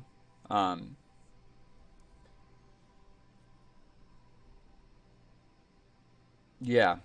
I don't know that it reflects America and Radigan's story as much as it reflects the story as a whole. Basically, that quest is saying really like the whole story. Accept all the parts of yourself and love who you are as an individual, or change everything about yourself to be accepted by some outer force.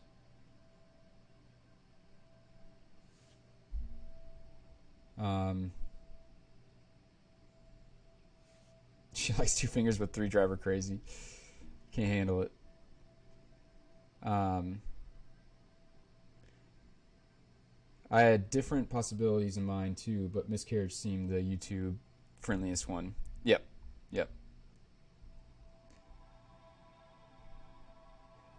That's possible, Norman. Yeah, that's definitely possible. Um,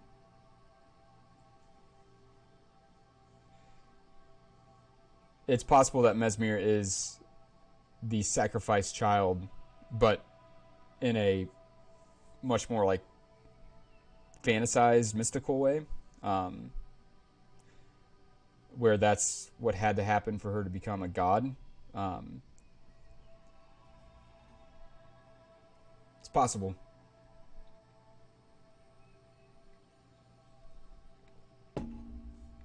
Um, yep, exactly. Yep, that's right. No limits.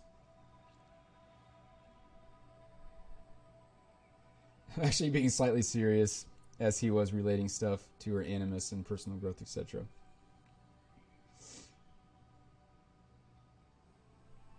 Twin birds are showing Fair Missoula the birth of Shadow. Yeah, I agree. Fair Missoula is just full of like dichotomies, right? Like there's like two creatures in every single like motif, one in the forefront, one in the background. My Glow My Queen video talks a lot about that, and how since there's perpetual sunlight, there's also a perpetual shadow being cast. There's a lot of hidden meaning in Fair Missoula as well.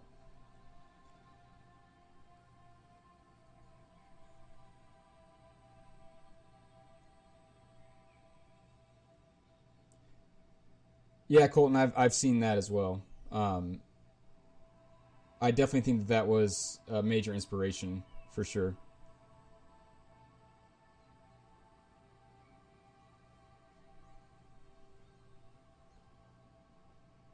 I just also think that there's a lot of psychological components to it.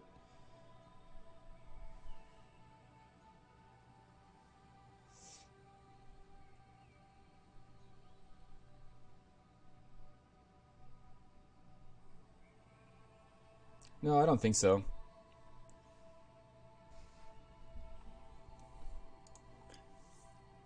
I think you cast a shadow in Fair Missoula.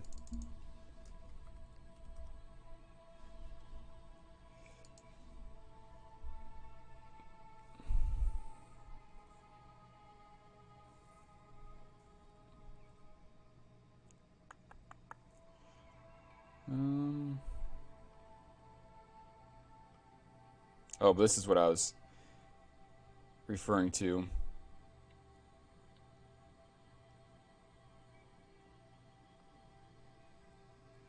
So in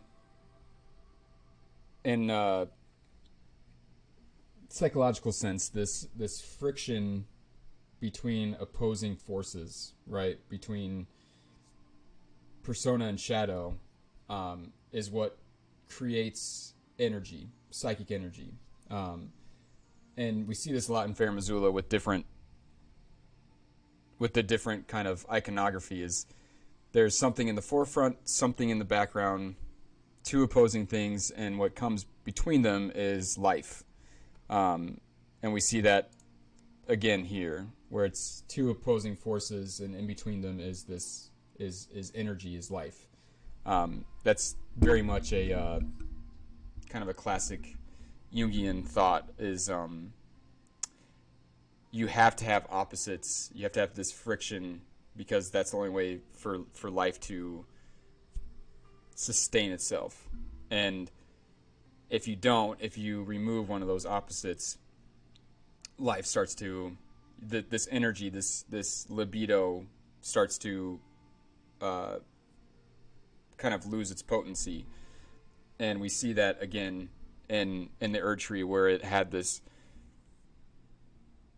age of abundance, and then it just kind of stopped um,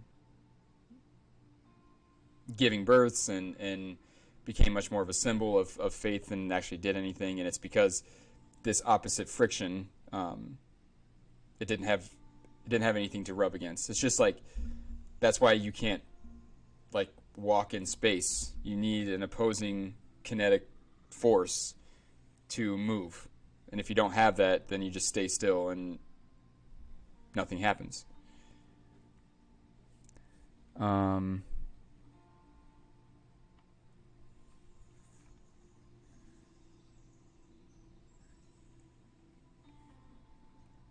I still can't find. Maybe I can just hop in the game.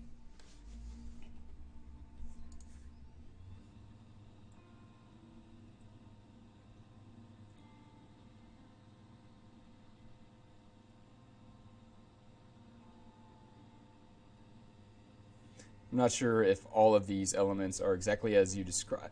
Excuse me, described for Elden Ring, because I know Miyazaki has a real face value story here to tell as well, but he is a genius writer, so could be easily two ways, yeah, to interpret the literal, actual events. There's actually an alchemical and metaphorical um, aspect to the game as well.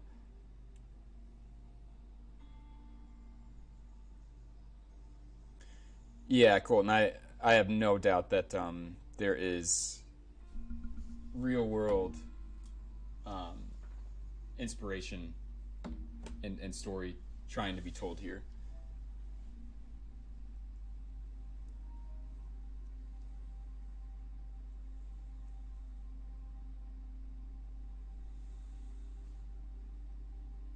And honestly, I don't know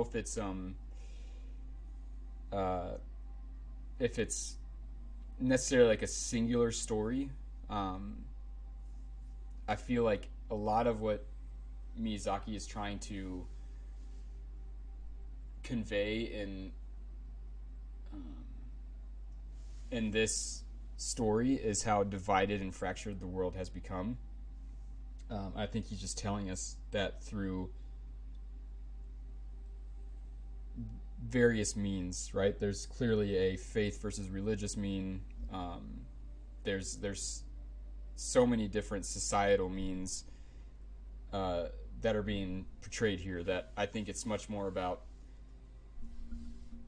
society as a whole is very much fractured, right? There is now more than ever this like us versus them kind of mentality, especially here in the West.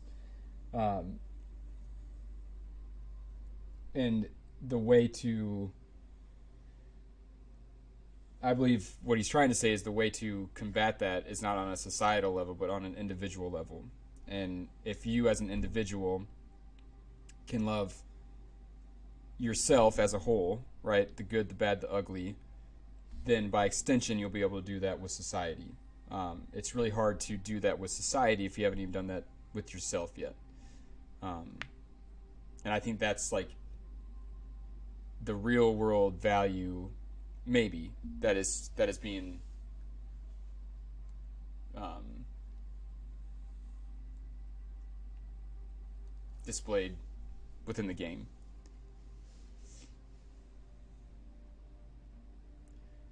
Um, let's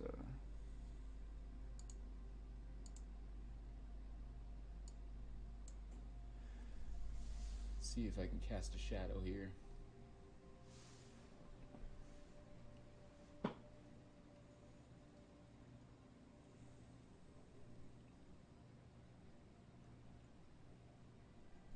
Oh yeah. Yep. There's shadow. How do you think Placidusax being the original Elden Lord fits in Marika's psyche? So if we go back to here.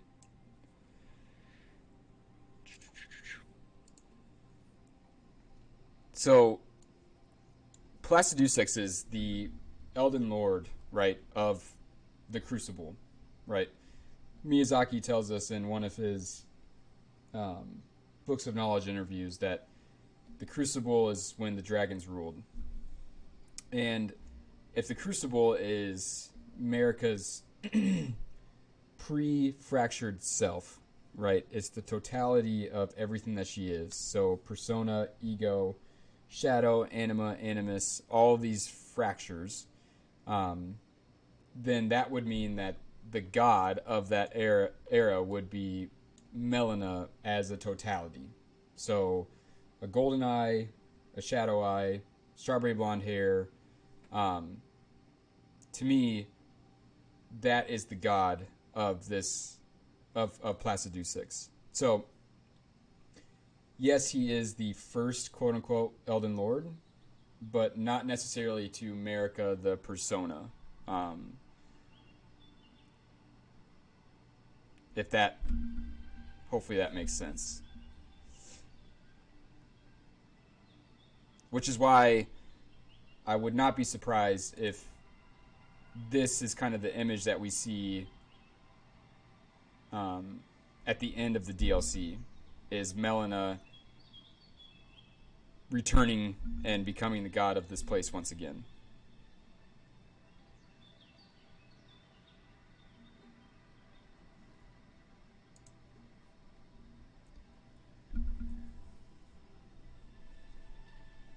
I think some aspects of Elden Ring have side explanations, but no historic ones.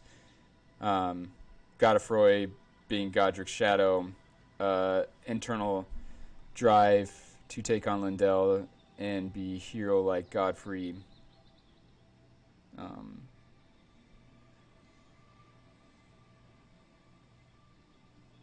But he himself never did it. Yeah, I agree. I think that there's several purely psychological explanations, like Shadowbound Beasts. There's no historical or real world like element to it. as I mean, there's real world as in it's like a human psychological element, but the shadowbound beast literally bound the shadow. They keep it separate and hidden from the like persona of the Empyrean.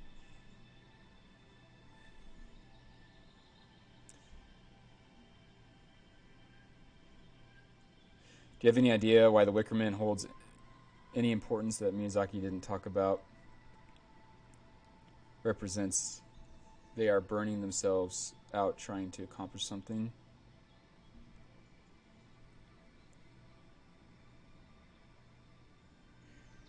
Um, well, I don't think Miyazaki was, and I could be wrong, but I don't think Miyazaki was intentionally trying not to talk about like specifically the Wickerman. I think he was just trying to not talk too much about the different enemies and stuff that we're going to see in game to keep everything kind of a surprise and fresh. Um, so I don't know if there's like a hidden. I don't think there's necessarily a hidden meaning behind the Wickerman. Could be wrong, but I got more of the overall vibe that he just didn't want to divulge too much of the DLC.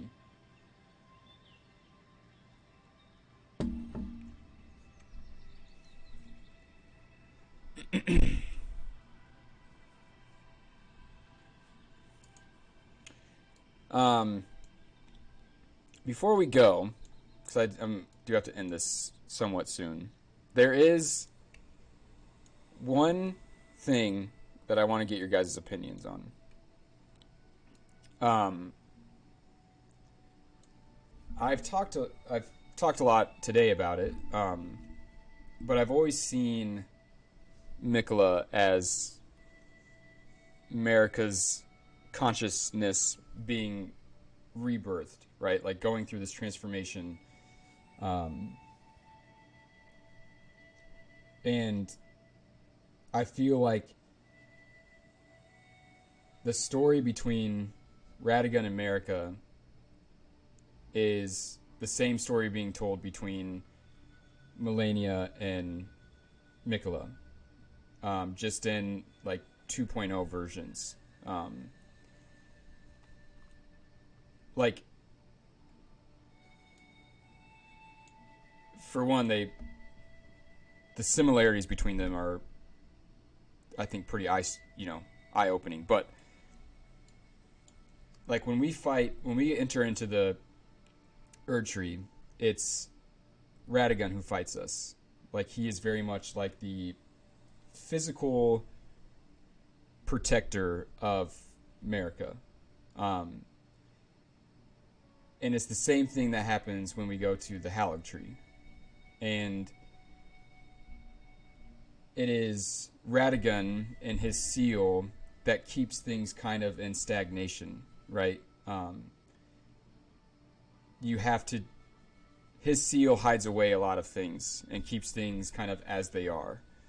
And that seems to be kind of what rot is things in stagnation, things that aren't uh, moving and flowing and adapting and changing begin to rot. Um, and I kind of just wanted to get your guys' take on their story, right? And building a new tree, and Radigan America's story of basically their tree. Um, I just feel like their storylines mimic each other so much, and how they interact with each other, and the whole process of them seems to be like the 1.0 version and then the 2.0 version. But just kind of wanted to get your guys' opinions on that.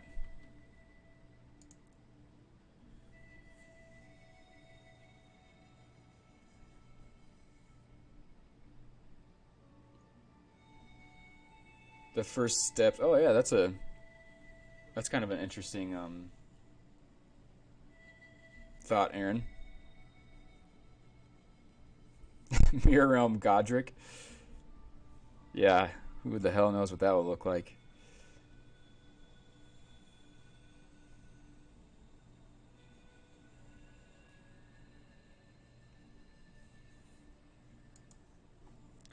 Also, if you guys haven't, if you wouldn't mind leaving this video a like, it helps a lot with the algorithms and stuff like that.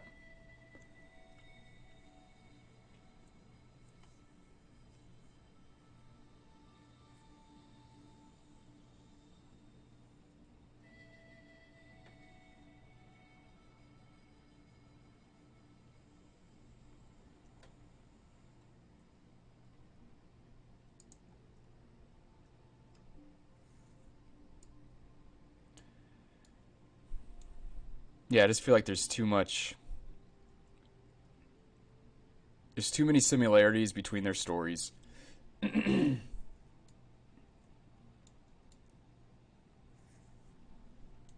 And again, the fact that it like comes out of the head and it's just a newer version of the Erd tree.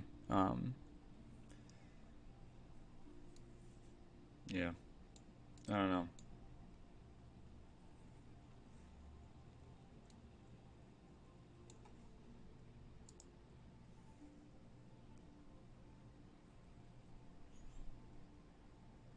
Right. Yeah.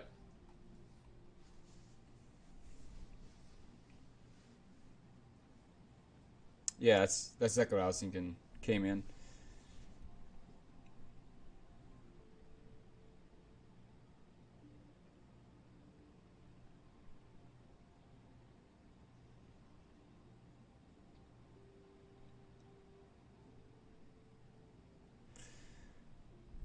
Well, guys, that's gonna do it for me today. Let me know if you guys have Hugh and Rodrigo do the same story parallel. Interesting. Yeah.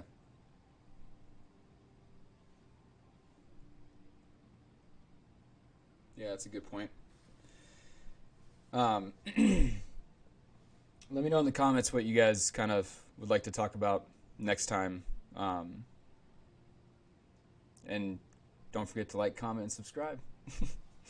Anyways, guys, so much for all the love and growing the channel and stuff like that. It means a lot. So as always, much love from me to you. Gosh, I love these times back when DS1 came out. You have today to just chime into a discussion, have tons of material to discuss. Thanks, Danny. Is the finger slaying blade the weapon Hugh made to slay a god? I don't think so.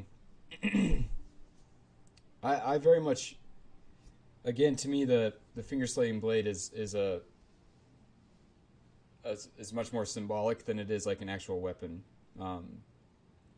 made from a corpse, and it's, to me it's symbolic of the sacrifice you have to make to rid oneself of kind of the current world order. Like to me, you have to sacrifice your life to, basically Ronnie's end